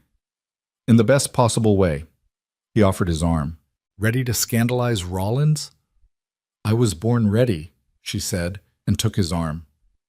They rode into town as afternoon stretched toward evening, the sky turning gold and pink at the edges. The hotel hall was already filling with people when they arrived, music drifting out into the cold air, along with warmth and laughter. Samuel helped Margaret down from the wagon, and for a moment they stood together in the street, listening to the fiddle and piano inside. "Last chance to change your mind," Samuel said. "We could go back to the cabin. No one would blame you." "I would blame me." Margaret straightened her shoulders and lifted her chin. "Besides, we came to give them something to talk about. Might as well deliver." They walked through the door together, and the room fell silent. It wasn't dramatic, no sudden hush, no gasps of shock, but conversation dimmed, heads turned, and Margaret felt the weight of every eye in that hall settle on her. She saw Sarah Mitchell near the refreshment table, smiling with open encouragement. She saw the sheriff and his wife, nodding with what looked like approval. She saw Harold Vaughn standing near the far wall, his face going pale and then red as he registered who'd just walked in. And she saw a dozen other faces, curious, judgmental, welcoming, hostile, all of them forming opinions, making assessments, deciding whether Margaret Ellis deserved a place in their community. Let them look, let them judge. She was done living small. Samuel led her further into the room, his hand steady at her elbow, his presence solid beside her. They'd barely made it 5 steps when Sarah Mitchell appeared at Margaret's side like a guardian angel. "Miss Ellis, I'm so glad you came." Sarah took Margaret's hands in hers, squeezing warmly. "And that dress, you look absolutely stunning." "Mrs. Fletcher's handiwork," Margaret said. "Samuel was kind enough to arrange it." "Was he now?" Sarah glanced at Samuel with knowing eyes. "How thoughtful of you, Mr. Reed." Samuel nodded, clearly uncomfortable with the attention. "Seemed appropriate." "Very appropriate." Sarah looped her arm through Margaret's, gently separating her from Samuel. "I hope you don't mind, but I'm stealing your guest for a moment. There are some ladies I'd like her to meet." Samuel looked at Margaret, silently asking permission. She nodded once, and he released her with visible reluctance. "I'll get us some punch," he said, and retreated toward the refreshment table like a man escaping enemy territory. Sarah guided Margaret toward a cluster of women gathered near the piano. They ranged in age from early 20s to perhaps 70, all dressed in their finest, all watching Margaret's approach with varying degrees of interest. "Ladies," Sarah said warmly, "I'd like you to meet Margaret Ellis. She's recently arrived from Philadelphia and is staying with Samuel Reed. Margaret, this is Rebecca Chen. She runs the laundry. Martha Gunderson, whose husband owns the livery. Louise Parker, our school teacher. And Dorothy Whitman, who's been in Rollins longer than anyone can remember." Margaret nodded to each woman, reading their faces, gauging their reactions. Rebecca Chen's expression was friendly and open. Martha Gunderson looked reserved, but not hostile. Louise Parker seemed curious, her school teacher's eyes sharp and assessing. Dorothy Whitman, ancient and sharp-featured, studied Margaret like she was a puzzle to be solved. "Philadelphia," Dorothy said, her voice surprisingly strong for someone her age. "Long way from home." "Yes, ma'am," Margaret agreed, "though I'm finding that home might be more about where you choose to be than where you started." Diplomatic answer. Dorothy's eyes gleamed with something that might have been approval. "But you didn't come here for philosophy. You came here because Harold Vaughn's an idiot and Samuel Reed has better sense than most men manage. Am I close?" The bluntness startled a laugh out of Margaret. "Close enough." "Good. I appreciate honesty." Dorothy gestured with her cane toward where Harold stood across the room, looking distinctly uncomfortable. That fool's rejected 3 good women because he's looking for something that doesn't exist, eternal youth in someone else's face. You're better off with Reed. At least he knows what he wants. And what's that? Margaret asked, genuinely curious. Someone real. Dorothy's gaze was knowing. Someone who won't bore him or break under pressure. Someone worth the trouble. She paused, then added, "Question is, do you know what you want?" Margaret met the old woman's eyes. "I want to stop apologizing for existing. I want to build something that's mine. And I want to be seen for who I am, not who people think I should be." "Then you're in the right place," Dorothy said. "Rollins doesn't care much about what you should be. We care about what you do and whether you pull your weight." She tapped her cane once for emphasis. "Welcome to town, Margaret Ellis. Try not to let the gossips drive you away." "I survived Philadelphia society," Margaret said dryly. "I think I can handle Rollins." The women laughed at that, and the tension that had been hovering over the conversation broke. Rebecca launched into a story about a customer who'd brought in laundry that included a live chicken somehow. Martha shared gossip about the new family moving in near the river. Louise asked Margaret about Philadelphia, genuine curiosity in her questions. And slowly, carefully, Margaret felt herself relaxing into the conversation, into this circle of women who were choosing to include her rather than exclude her. Samuel returned with punch and found Margaret surrounded by women, all of them talking and laughing like they'd known each other for years instead of minutes. He caught Margaret's eye over the crowd, and she smiled at him, a real smile that said, "Thank you for bringing me here. Thank you for making me face this. Thank you for believing I could do it." He smiled back, small and private, then retreated to where a group of men stood discussing cattle prices and weather predictions. The music started up again, a lively reel that had couples moving onto the makeshift dance floor. Margaret watched them, feeling the familiar rhythm in her bones, remembering Philadelphia ballrooms and Robert's hand at her waist, remembering when dancing had been as natural as breathing. "You should dance," Sarah said beside her. "I'm not sure." "Samuel's watching you like you're the only person in this room," Sarah continued quietly, "and you're watching him like you're trying to figure out whether to run toward him or away. Might as well settle it on the dance floor." Margaret glanced across the room and found Samuel watching her, just as Sarah had said. Their eyes met and he raised an eyebrow, question and challenge and invitation all at once. She nodded. He crossed the room with purpose, weaving between couples and clusters of conversation until he stood before her. He offered his hand, no words necessary. Margaret placed her hand in his and let him lead her onto the floor. They joined the other couples as the fiddle sang and the piano thundered, and for a moment Margaret felt awkward, uncertain, too aware of the people watching, too conscious of how long it had been since she'd done this. But then Samuel's hand settled at her waist, firm and steady, and his other hand clasped hers, and he said quietly, "Just follow me. I've got you." So she did. They moved together, not gracefully. Samuel had been honest about his dancing skills, but with a synchronicity that surprised her. He was steady where she faltered, patient when she stumbled, his presence grounding her when she felt like she might float away from sheer nervousness. And gradually, as the music swelled and the room spun around them, Margaret stopped thinking about the steps and started feeling the dance. It was like flying, like being young again, like remembering that her body was capable of joy, not just endurance. Samuel pulled her closer as the tempo changed, and Margaret found herself pressed against him, his warmth seeping through the layers of silk and propriety. She could feel his heartbeat, steady and strong, could smell soap and leather and something indefinably him, could see the concentration in his eyes as he navigated them through the crowd of dancers. "You're better at this than you claimed," she said breathlessly. "I'm motivated," he replied. "Don't want to step on that dress." "The dress isn't what you should worry about stepping on." "I know." His voice dropped lower. "You're the most beautiful woman in this room, Margaret Ellis, and everyone here knows it." She stumbled slightly, caught off guard by the directness of the compliment. "Samuel, I'm not saying it to flatter you. I'm saying it because it's true." His hand tightened at her waist. "And because you should know that when people look at us dancing, they're not seeing a rancher in his charity case. They're seeing 2 people who fit." "Do we fit?" The question escaped before she could stop it. "I think we might," he said, "if we're brave enough to try." The music swelled toward its crescendo, and Samuel spun her out and back, and Margaret felt something crack open in her chest, some old fear or doubt or limiting belief about what she deserved. She'd come to Rollins expecting to be someone's wife, someone's solution, someone's second choice. But standing here in Samuel Reed's arms, moving to music in a room full of strangers who were becoming less strange by the moment, she realized she'd found something better. She'd found herself. The song ended with a flourish, and the room erupted in applause, though whether for the musicians or the dancers, Margaret couldn't tell.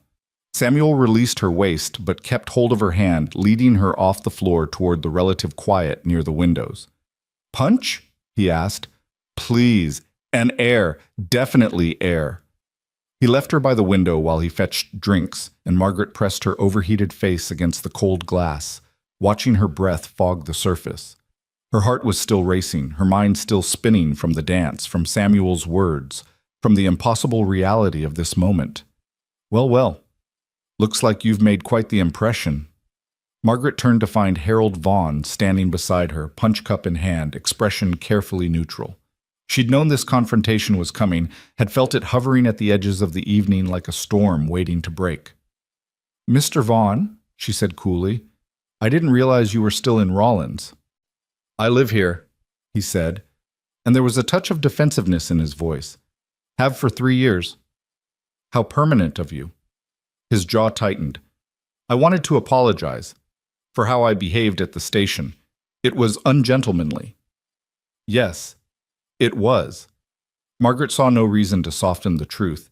"You invited me across the country on a promise, then rejected me based on appearance. That's not just ungentlemanly, Mr. Vaughn. It's cruel." "I didn't mean—" "I'm not interested in what you meant. I'm interested in what you did." She turned to face him fully, and she saw him flinch slightly under her gaze. "You wasted my time, my money, and my hope. But more than that, you made me question my worth. Made me wonder if I was foolish to think I deserve better than loneliness. That's the real damage. Miss Ellis, I'm trying to apologize." "Then apologize by doing better next time," Margaret said. "Stop courting women through letters and rejecting them in person. Stop looking for eternal youth in someone else's face. Stop wasting everyone's time, including your own." She softened slightly, seeing genuine discomfort in his expression. "You're not a bad man, Harold, just a deluded one. Figure out what you actually want before you invite another woman to upend her life for you." Harold opened his mouth, closed it, then tried again. "Samuel Reed is a good man, better than me, clearly." "Yes, he is." Margaret didn't bother denying it. "And I'm fortunate to have found that out, even if the path here was painful." "For what it's worth," Harold said quietly, "I am sorry. You deserve better than what I gave you." "Yes, I did." Margaret nodded once. "But I found it anyway. So perhaps things worked out as they should." Harold studied her for a moment longer, then nodded and walked away, disappearing into the crowd. Margaret watched him go and felt nothing but relief. He'd been an ending, not a beginning. A door closing so another could open. Samuel appeared beside her, 2 cups of punch in hand. "Saw you talking to Vaughn. Everything all right?" "Everything's fine." Margaret took the punch gratefully, drinking deep. He apologized. I accepted. We're both moving on with our lives. Good. Samuel didn't press for details, and Margaret loved him a little bit for that restraint. "Ready for another dance?" "Actually," Margaret said slowly, "I was thinking about getting some air. Real air, not window air. Would you walk with me?" "Of course." They retrieved their coats and slipped out into the cold night. The temperature had dropped with the sun, and Margaret's breath came in visible puffs as they walked slowly down the street, away from the music and light of the hall. The town was quiet around them, most of its residents either at the dance or home for the evening. Stars blazed overhead, cold and brilliant in the way they only got on frontier nights, when there were no city lights to dim them.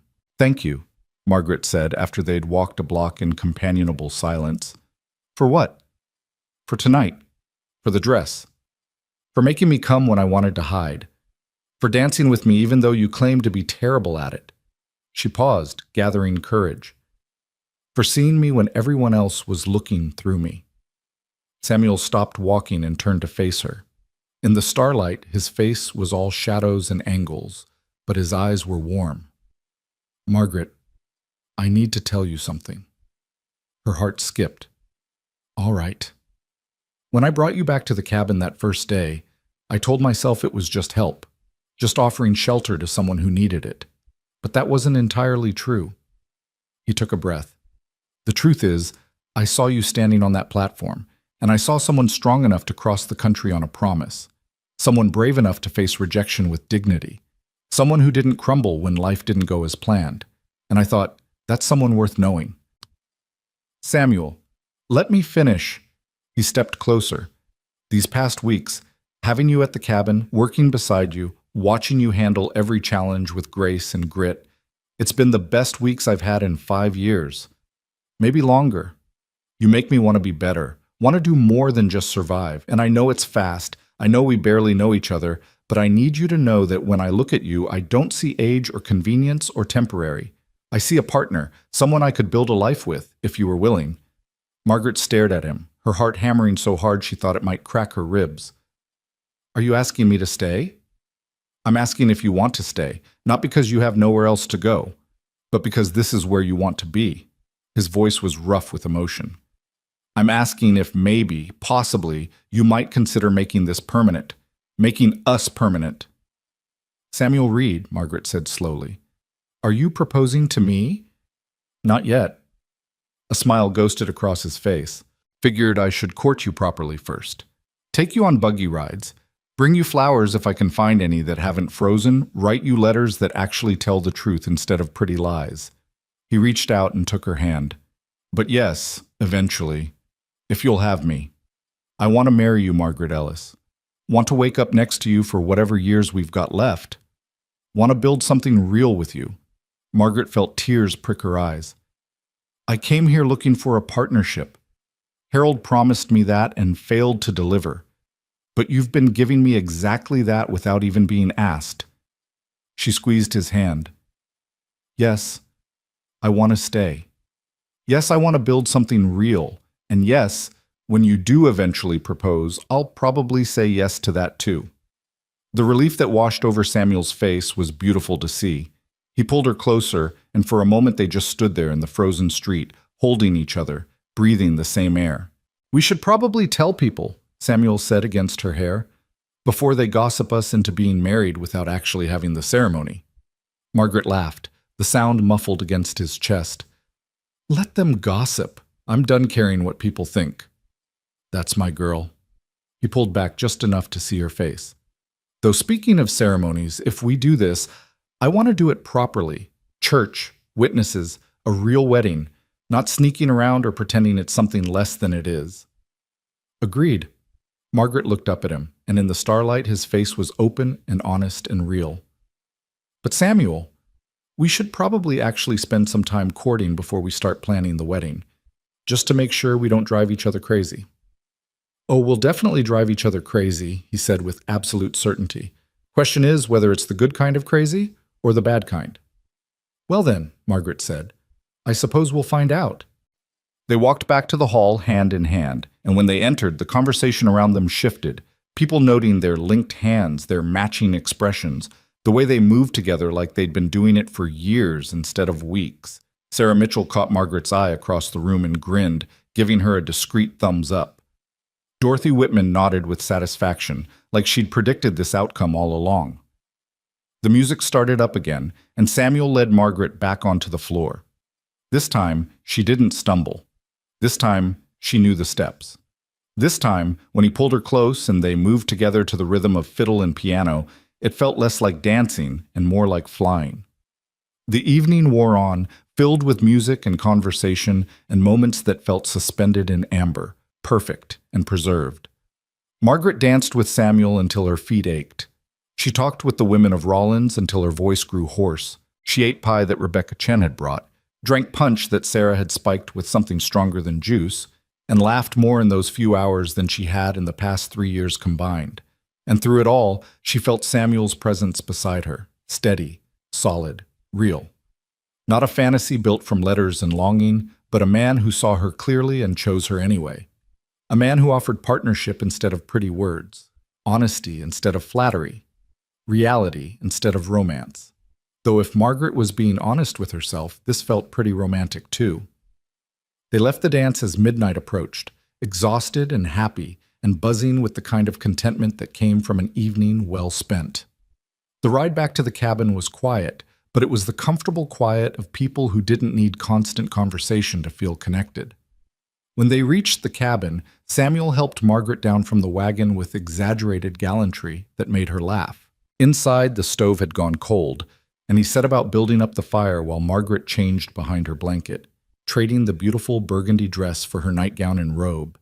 They sat by the fire until it roared to life, warming the cabin, pushing back the cold that pressed against the walls. Samuel made tea, and they drank it slowly, neither quite ready to end the evening and retreat to their separate corners. "Margaret," Samuel said eventually, "I meant what I said earlier, about courting you properly, about building something real. I know you did. But I also want to be clear about something." He set down his teacup and looked at her directly. "I'm not Harold Vaughn. I'm not going to make you promises I can't keep or paint pictures of a life that doesn't exist. This ranch is hard work. Winters are brutal. We're isolated out here, and loneliness is as much a threat as any storm or threat. If you stay, if you choose this life, you need to know what you're choosing." "I appreciate the honesty," Margaret said. "But Samuel, I already know what I'm choosing. I've been living it for weeks now. Working beside you, defending this place, building something from nothing. I know it's hard. I know it's lonely sometimes. But I also know it's real, and it's mine. And that matters more than comfort or convenience." "You're sure?" "I'm 58 years old," Margaret said firmly. "I've had a lifetime to figure out what I want. And I want this. I want you. I want to build something that matters, even if it's small and isolated and hard-won." She paused, then added, "Besides, I'm fairly certain I can handle whatever you throw at me. I've survived worse than a Wyoming winter." Samuel smiled, and it transformed his whole face. "Yes, you have, and you'll survive this too. We both will." They finished their tea in companionable silence, and when Margaret finally stood to go to bed, Samuel stood too. For a moment they faced each other across the small space of the cabin, and Margaret felt the weight of possibility hanging between them. All the tomorrows they might have, all the challenges they'd face, all the moments of joy and difficulty that lay ahead. "Good night, Margaret," Samuel said softly. "Good night, Samuel." She retreated behind her blanket and climbed into bed, pulling the quilts up to her chin. Through the fabric, she could hear Samuel banking the fire, preparing the cabin for night, moving through his familiar routines. It was comforting, that sound, reassuring, the sound of someone who'd be there tomorrow, and the day after, and all the days beyond that. Margaret closed her eyes and let herself imagine it, the life they'd build together, the partnership they'd create, the home they'd make in this isolated place. It wouldn't be easy. It wouldn't be perfect. But it would be theirs, built on honesty and respect, and the kind of love that grew slowly, steadily, putting down roots that went deep. She'd come to Rollins looking for a fresh start, and she'd found so much more than that. She'd found a purpose, a place, a partner who saw her not as a problem to be solved or a convenience to be used, but as a woman of substance and strength. She'd found herself. And in the darkness of the cabin, with Samuel Reed breathing softly on the other side of the blanket and stars blazing overhead, Margaret Ellis finally understood what home felt like. Not a place on a map or a building with walls, but a feeling. The feeling of being seen, being valued, being exactly where she was meant to be. Tomorrow, they'd wake up and face whatever challenges the day brought. They'd work the ranch, watch for trouble, continue building the life they'd started. But tonight, for this moment, everything was perfect. Everything was exactly as it should be. And Margaret fell asleep smiling, dreaming of the future she was choosing, one day at a time. The week following the dance unfolded with a quiet intensity that Margaret had never experienced before. Each morning brought new routines, new understandings, new moments of connection that felt both ordinary and extraordinary. Samuel courted her the way he did everything else, with quiet determination and absolute sincerity. He brought her wildflowers he'd somehow found growing in a sheltered spot near the creek, their petals fragile against the snow. He read to her in the evenings from books he'd collected over the years, his voice rough but steady. He asked her opinions on everything from where to expand the fence line to what they should plant in the spring garden, treating her thoughts as valuable rather than decorative. And Margaret found herself falling, not the breathless, reckless falling of youth, but something deeper and more deliberate. The kind of love that grew from respect and partnership, from shared work and honest conversation, from seeing someone clearly and choosing them anyway. But the shadow of Elias Ward still hung over them like a storm that wouldn't quite break. It came to a head on Thursday morning, 5 days after the dance. Margaret was in the barn gathering eggs when she heard horses approaching, multiple horses, moving fast. She set down the basket and reached for the rifle Samuel had started insisting she carry everywhere, her heart already accelerating with the certainty that whatever was coming wasn't friendly. Samuel appeared in the barn doorway, his own rifle in hand, his face grim. 3 riders, coming up the north path. Ward? Can't tell yet, but they're not moving like friends. He positioned himself where he could see the approach while staying mostly hidden. Margaret, I need you to get to the house. Bar the door from inside. If things go bad, we've already had this conversation, Margaret interrupted, moving to stand beside him. I'm not hiding while you face whatever this is alone. Damn it, woman. Save your breath, Samuel Reed. You're not getting rid of me that easily. Despite the tension, despite the danger riding toward them, Samuel's mouth twitched in something that might have been a smile. Stubborn. Practical, Margaret corrected. 2 guns are better than 1, and you know it. The riders crested the rise, and Margaret's stomach dropped. Elias Ward sat on the lead horse, and he wasn't alone. 2 other men flanked him, rough-looking characters with hard faces and harder eyes, the kind of men who made their living on the wrong side of the law. They stopped 20 feet from the barn, close enough to talk but far enough that they couldn't be easily reached. Ward smiled, and it was the same smile Margaret remembered from the night of the storm, all teeth and no warmth. Reed, Ward called out, been meaning to come back and collect what's mine. Nothing here belongs to you, Samuel said, his voice carrying clear and cold across the distance. Well now, that's where you're wrong.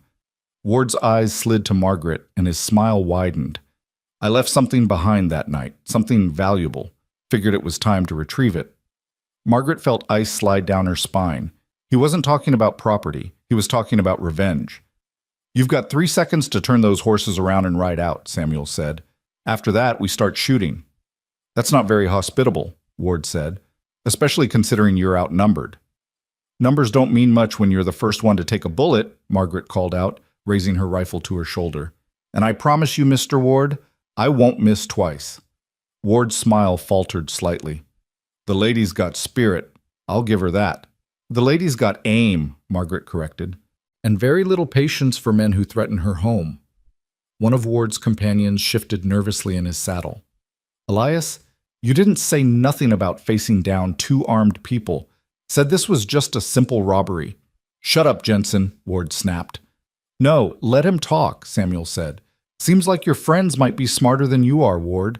Smart enough to know when a job's not worth the risk. The third man spoke up, his voice rough. What's really going on here, Elias? You said we were hitting an empty ranch, taking supplies. You got some kind of personal grudge? It's complicated, Ward said tightly.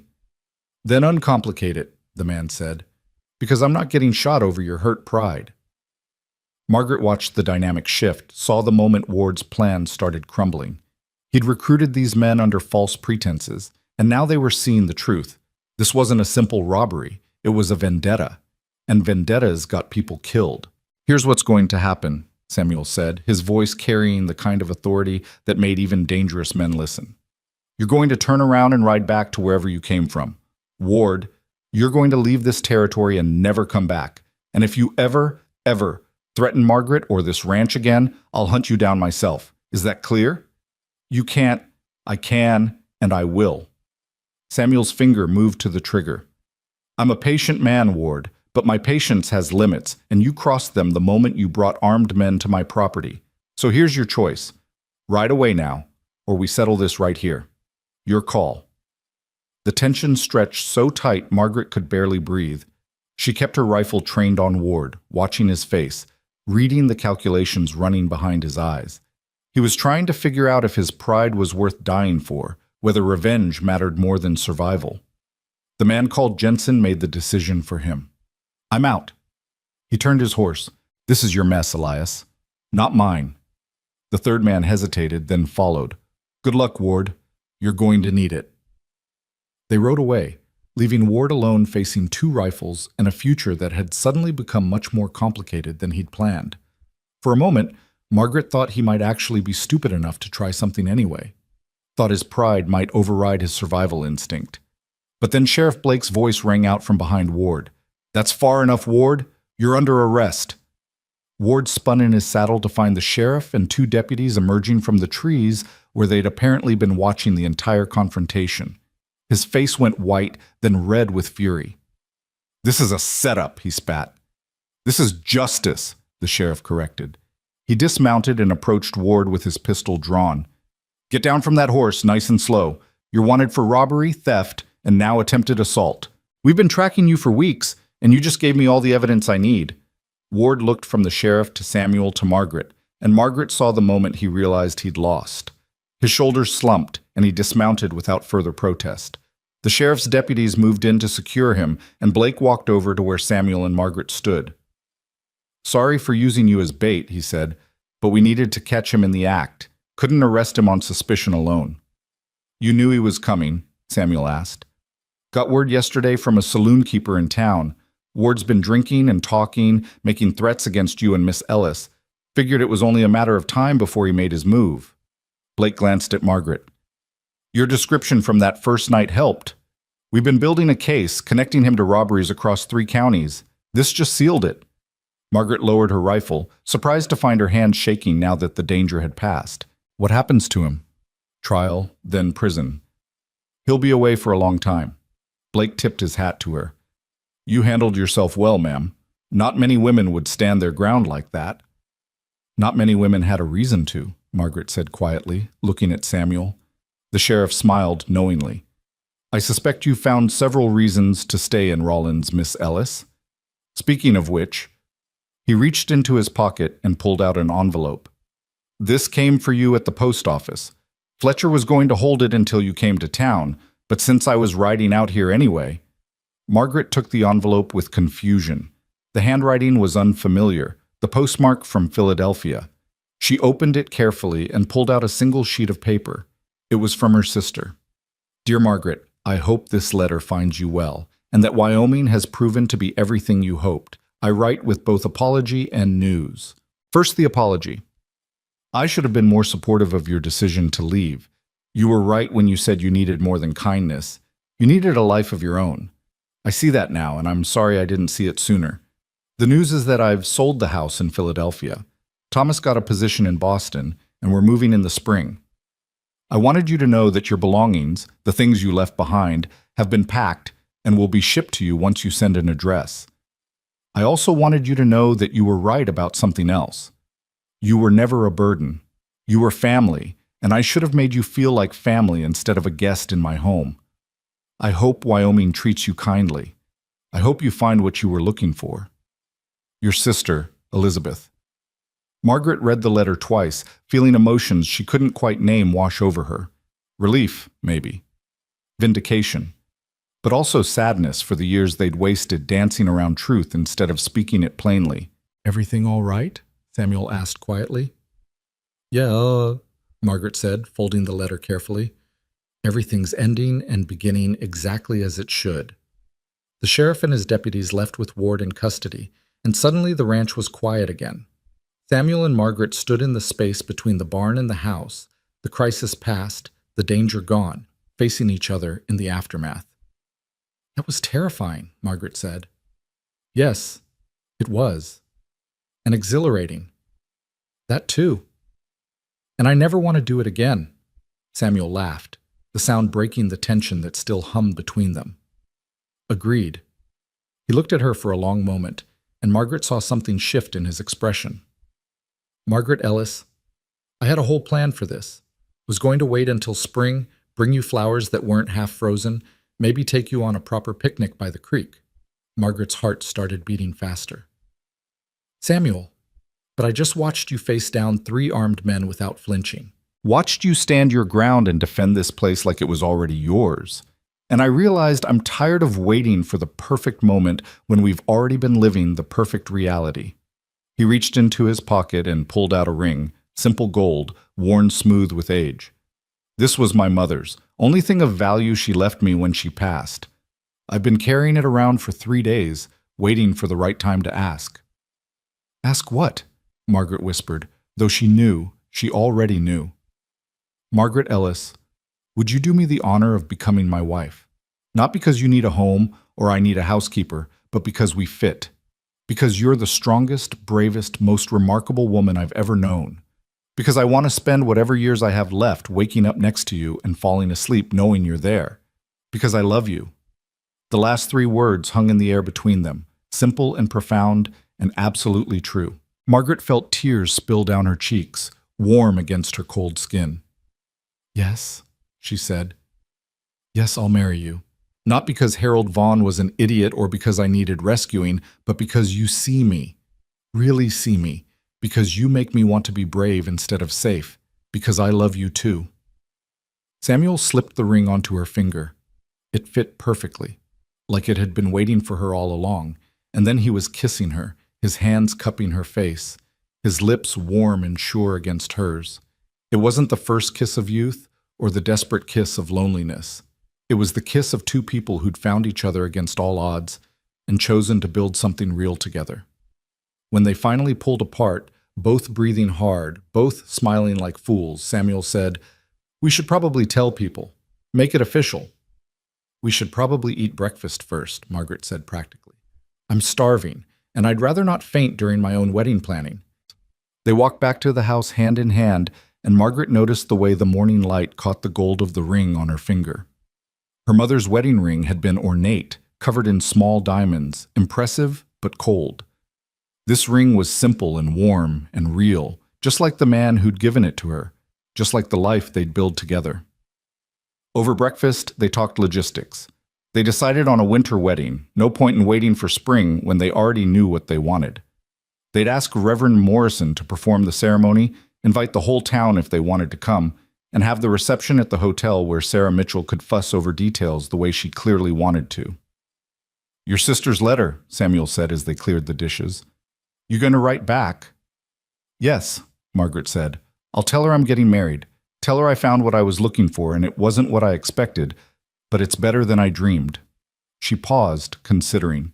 "And I'll thank her for letting me go, for pushing me out of the nest even when it didn't feel kind. Sometimes the hardest loves are the truest ones."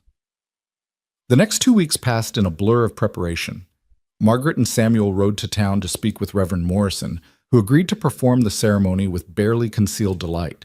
Sarah Mitchell commandeered the wedding planning with enthusiastic efficiency, recruiting half the women in town to help with food, decorations, and general organization. Dorothy Whitman appointed herself Margaret's advisor, offering unsolicited but surprisingly useful advice about everything from what to wear to how to handle married life. "The secret," Dorothy told Margaret one afternoon while they were hemming the ivory dress Sarah had miraculously produced from somewhere, "is to never stop being yourself. Men marry you for who you are, then spend the next 20 years trying to change you. Don't let them. And don't try to change them either. Just be yourselves together." "That's what we've been doing," Margaret said. "Then keep doing it." Dorothy tied off a thread with practiced precision. "And Margaret, I'm glad you stayed. Rollins needs more women like you, women with spine and sense and the courage to claim what they want." The wedding was set for the first Saturday in December. Margaret woke that morning to find snow falling gently outside the window, covering the world in fresh white. It felt like a blessing, like the land itself was celebrating. Samuel had spent the night at Sarah Mitchell's hotel. Apparently it was bad luck to see the bride before the ceremony, and Sarah had been adamant about maintaining at least some traditions. Margaret missed his presence in the cabin, missed the steady sound of his breathing, missed the comfort of knowing he was there, but she also appreciated the space to prepare herself mentally for what was about to happen. She was getting married. At 58 years old, after spending years convinced her life was essentially over, she was starting completely fresh. It was terrifying and wonderful and absolutely right. Sarah arrived mid-morning with an entourage of women, Rebecca Chen, Martha Gunderson, Louise Parker, all of them chattering and laughing as they helped Margaret prepare. They styled her hair, adjusted her dress, added touches of lace and ribbon that transformed her from practical ranch woman to bride. When Margaret finally looked at herself in the mirror, she barely recognized the woman staring back. She looked radiant, alive, happy in a way that had nothing to do with makeup or dress, and everything to do with the light shining from within. "You're going to knock Samuel Reed right off his feet," Sarah said with satisfaction. "I hope not," Margaret replied. "I'd rather he stay upright for the ceremony." The women laughed, and then Sarah was ushering everyone toward the door. "Time to go. Can't keep your groom waiting." The church was packed when they arrived. It seemed like the entire town had turned out. Ranchers and shopkeepers, families and single men, people Margaret had met, and people she'd only seen from a distance. They filled the pews, their faces curious and welcoming and genuinely happy for her.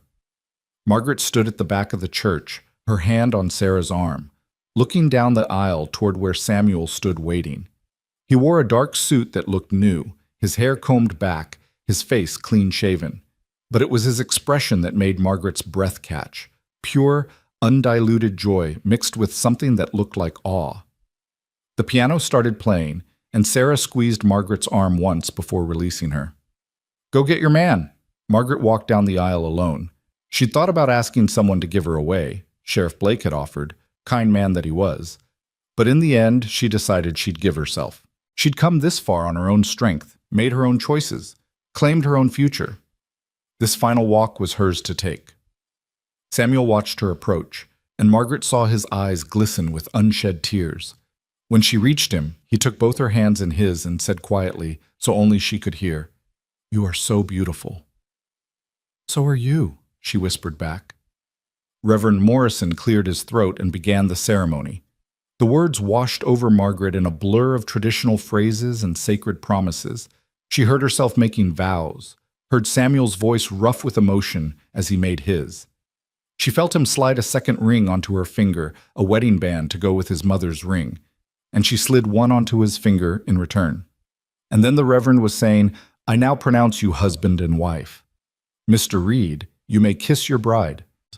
Samuel cupped Margaret's face in his work-roughened hands and kissed her gently, reverently, like she was something precious he couldn't quite believe he got to keep. The church erupted in applause and cheers, and Margaret heard Dorothy Whitman's voice rising above the rest. "About damn time." They walked back down the aisle together, married, partners, facing the future as a team. Outside the church, people threw rice and offered congratulations, and Margaret felt overwhelmed by the genuine warmth from people who'd been strangers just weeks ago. The reception at the hotel was loud and joyous, and everything a celebration should be. There was food and music and dancing, and Margaret found herself passed from partner to partner as half the town wanted to dance with the bride. Samuel watched with amusement, clearly content to let her enjoy the attention while he stood with the other men and accepted their handshakes and backslaps. But finally, as the afternoon stretched toward evening, he claimed her for a slow dance. They moved together in the center of the floor, and Margaret rested her head against his shoulder, exhausted and happy and complete. "How are you feeling, Mrs. Reed?" Samuel asked. Margaret smiled at the name. Mrs. Reed. Not Miss Ellis anymore. Not the widow Ellis. Not her sister's charity case. Mrs. Reed, partner to Samuel, wife, woman in her own right. "I feel perfect," she said honestly. "I feel like I'm exactly where I'm supposed to be." "Good." He held her closer. "Because I'm not letting you go. I'm not planning on leaving." They danced until the music stopped, and then they stood together in the middle of the floor, surrounded by people who'd become family, holding each other like they were the only two people in the world. Eventually, Sarah appeared with their coats. "Time for you two to go home. We'll clean up here. You've got better things to do than help with dishes on your wedding night." Samuel and Margaret made their goodbyes, accepting final congratulations and well wishes, and then they were in the wagon heading back to the ranch. The snow had stopped, and the sky was clear, stars blazing overhead in impossible numbers. The cold bit at Margaret's face, but Samuel had wrapped her in blankets, and his presence beside her was warm. When they reached the cabin, Samuel lifted Margaret down from the wagon with exaggerated care. "Carrying you over the threshold is traditional, I believe. Samuel Reed, if you throw out your back trying to carry me, I will never let you live it down. Have some faith in your husband, woman." He swept her into his arms with surprising ease and carried her through the door, kicking it closed behind them. The cabin was warm. Someone, probably Sarah, had come earlier to build up the fire and leave lamps burning. It looked cozy and welcoming and like home. Samuel set Margaret down gently, and for a moment they just stood there, looking at each other, married couple, in their own home, future spreading out before them. "I love you, Margaret Reed," Samuel said. "I love you too," Margaret replied. "And I'm going to keep loving you through every winter storm and summer drought and difficult day we face. Through all of it." "Through all of it," he agreed. They moved through the evening together, talking and laughing and simply being with each other. And when they finally went to bed, together now, no blanket dividing the space, no separation between them, Margaret felt peace settle over her like the snow had settled over the land outside. She'd come to Rollins looking for a fresh start, and she'd found so much more. She'd found strength she didn't know she had. She'd found a home that was hers to build. She'd found a partner who saw her clearly and loved her anyway. She'd found herself. The next morning, Margaret woke wrapped in Samuel's arms, sunlight streaming through the window, the world outside covered in perfect white. She lay there for a moment, listening to his breathing, feeling the rise and fall of his chest, marveling at the simple miracle of being exactly where she was meant to be. Samuel stirred and tightened his arms around her. "Morning, wife. Morning, husband. Sleep well?" "Better than I have in years." Margaret shifted to look at him properly. "Samuel, I want to write to Elizabeth today. Tell her about the wedding. Thank her properly for letting me go." "That's good." He brushed a strand of hair from her face. "And I want to start building that addition we talked about. Extra bedroom for when we have visitors. Maybe a proper office for you." "An office? You're going to need somewhere to work. Figured you might want to write or keep books or whatever you decide to do with your time that isn't just ranch work." Margaret felt her throat tighten with emotion. "You're already thinking about what I need beyond just being your wife." "You're more than just my wife," Samuel said seriously.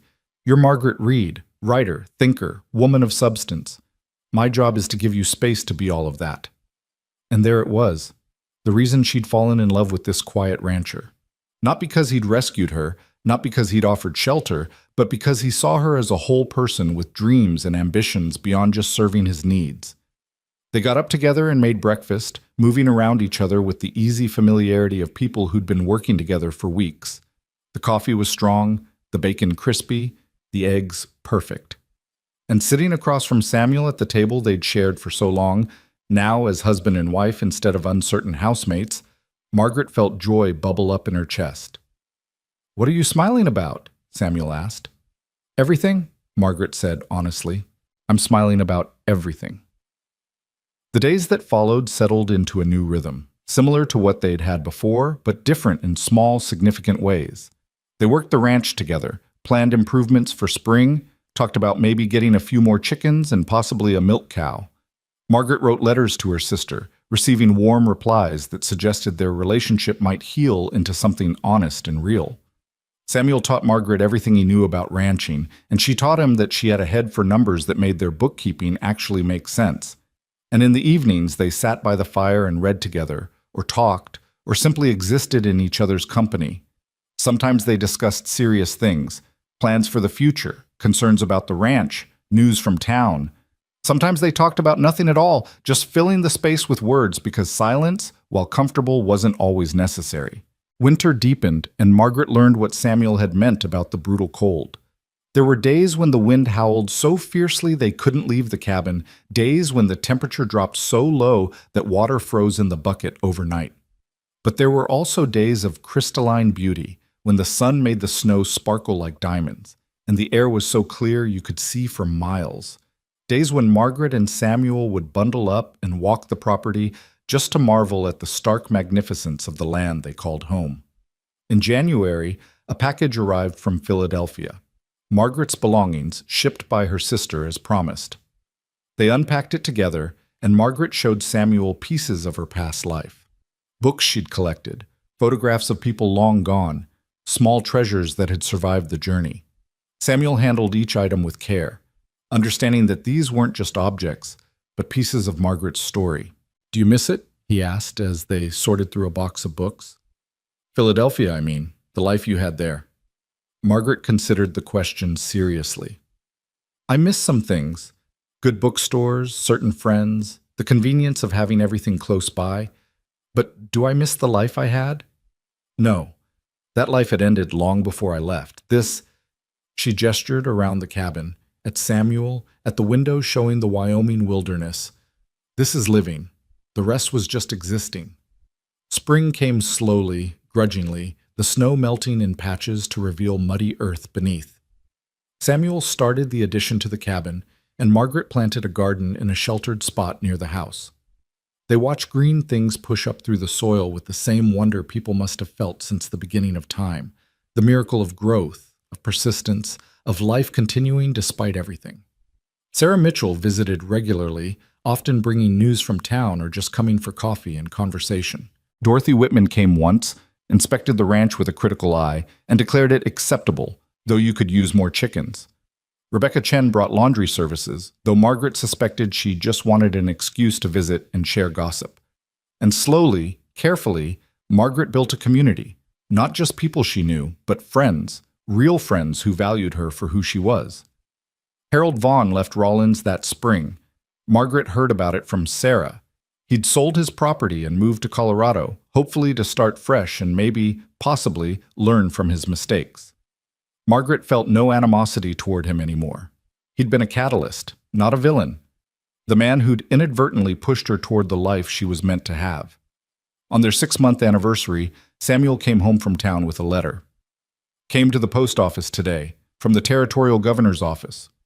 Margaret took it with confusion, breaking the seal and reading quickly. Her eyes widened. "What is it?" Samuel asked. They want to appoint me to the Territorial Education Committee. Apparently Louise Parker recommended me, said I had valuable perspective on education reform."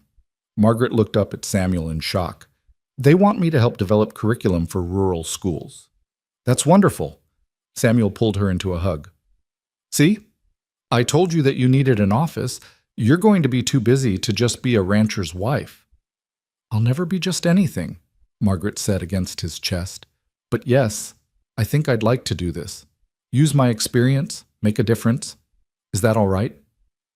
"Margaret," Samuel pulled back to look at her seriously, "you don't need my permission to be extraordinary. You just need to decide what you want to do and then do it. I'll support you whatever you choose." So Margaret joined the education committee. She traveled to Cheyenne twice that summer for meetings, staying with Sarah's cousin and immersing herself in policy discussions and curriculum development. She wrote letters to educators across the territory, compiled research, and developed proposals for improving rural education. And she loved it, loved using her mind again, loved contributing to something bigger than just her own life, loved being valued for her intelligence and experience. But she always came home to Samuel and the ranch, and those homecomings were sweet. He'd greet her at the station, take her trunk, and drive her home while she told him everything she'd learned and done. And he'd listen, asking thoughtful questions, offering insights, treating her work as important as his own. The seasons turned. Summer heat gave way to autumn cool, and autumn cool surrendered to winter white. And through it all, Margaret and Samuel built their life together. Not perfect, not easy, but real and rich and deeply satisfying. On the anniversary of the day Margaret had arrived in Rollins, 1 full year since Harold Vaughn had rejected her at that train station, Samuel suggested they take a ride into town. "Why?" Margaret asked. "Humor me."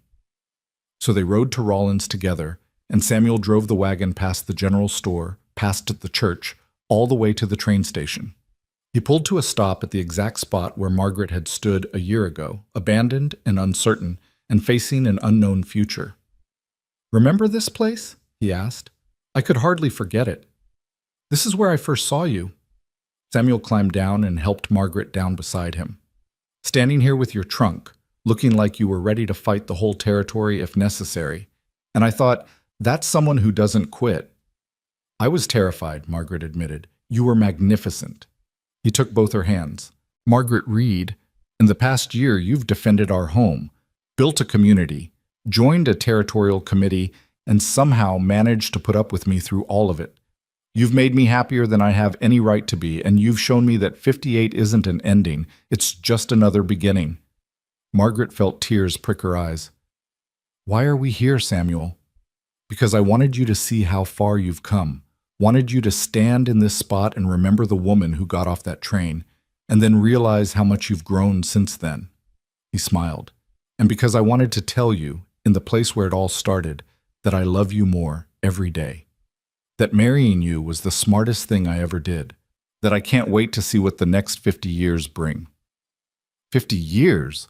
Margaret laughed through her tears. Samuel Reed, I'm 59 years old. I don't think I have 50 years left. Then we'll make the most of however many we get, he said firmly. Whether it's 5 years or 50, we'll fill them with everything that matters. Work and laughter and quiet evenings by the fire and occasionally terrifying adventures that we survived together. Margaret pulled him close and kissed him there on the platform where Harold Vaughn had rejected her, where her old life had ended and her new one had begun. And she understood, finally and completely, what home really meant. Home wasn't a place or a building or even a person. Home was the feeling of being exactly where you belonged, doing exactly what you were meant to do, with exactly the right person beside you.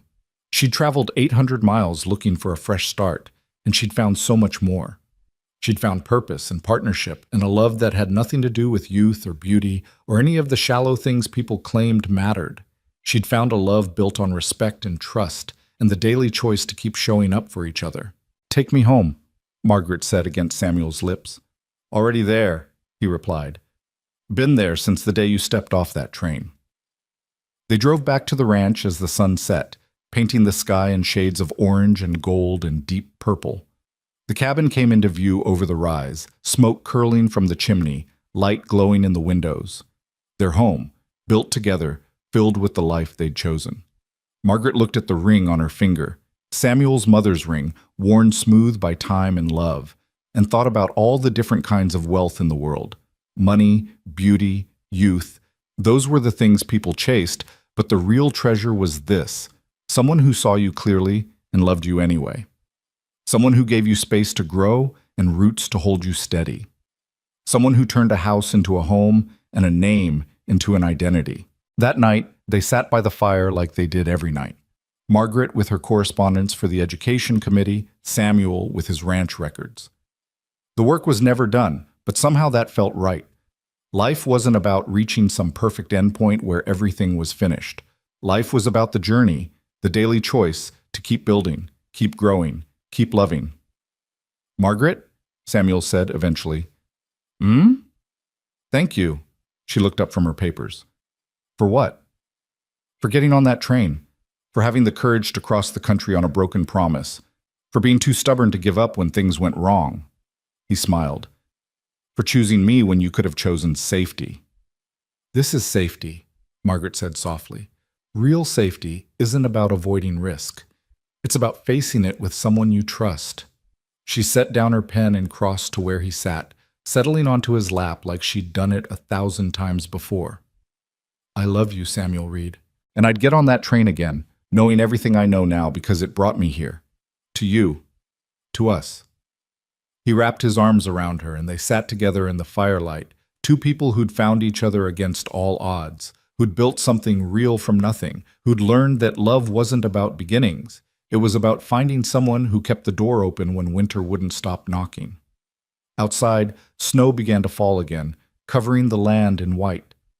Inside, the fire burned warm and steady. And Margaret Reed, née Ellis, once rejected, once lost, now found, closed her eyes and let herself feel the full weight of contentment. She was home. She was loved. She was exactly where she was meant to be. And that, she thought as sleep pulled her under, was more than enough. It was everything.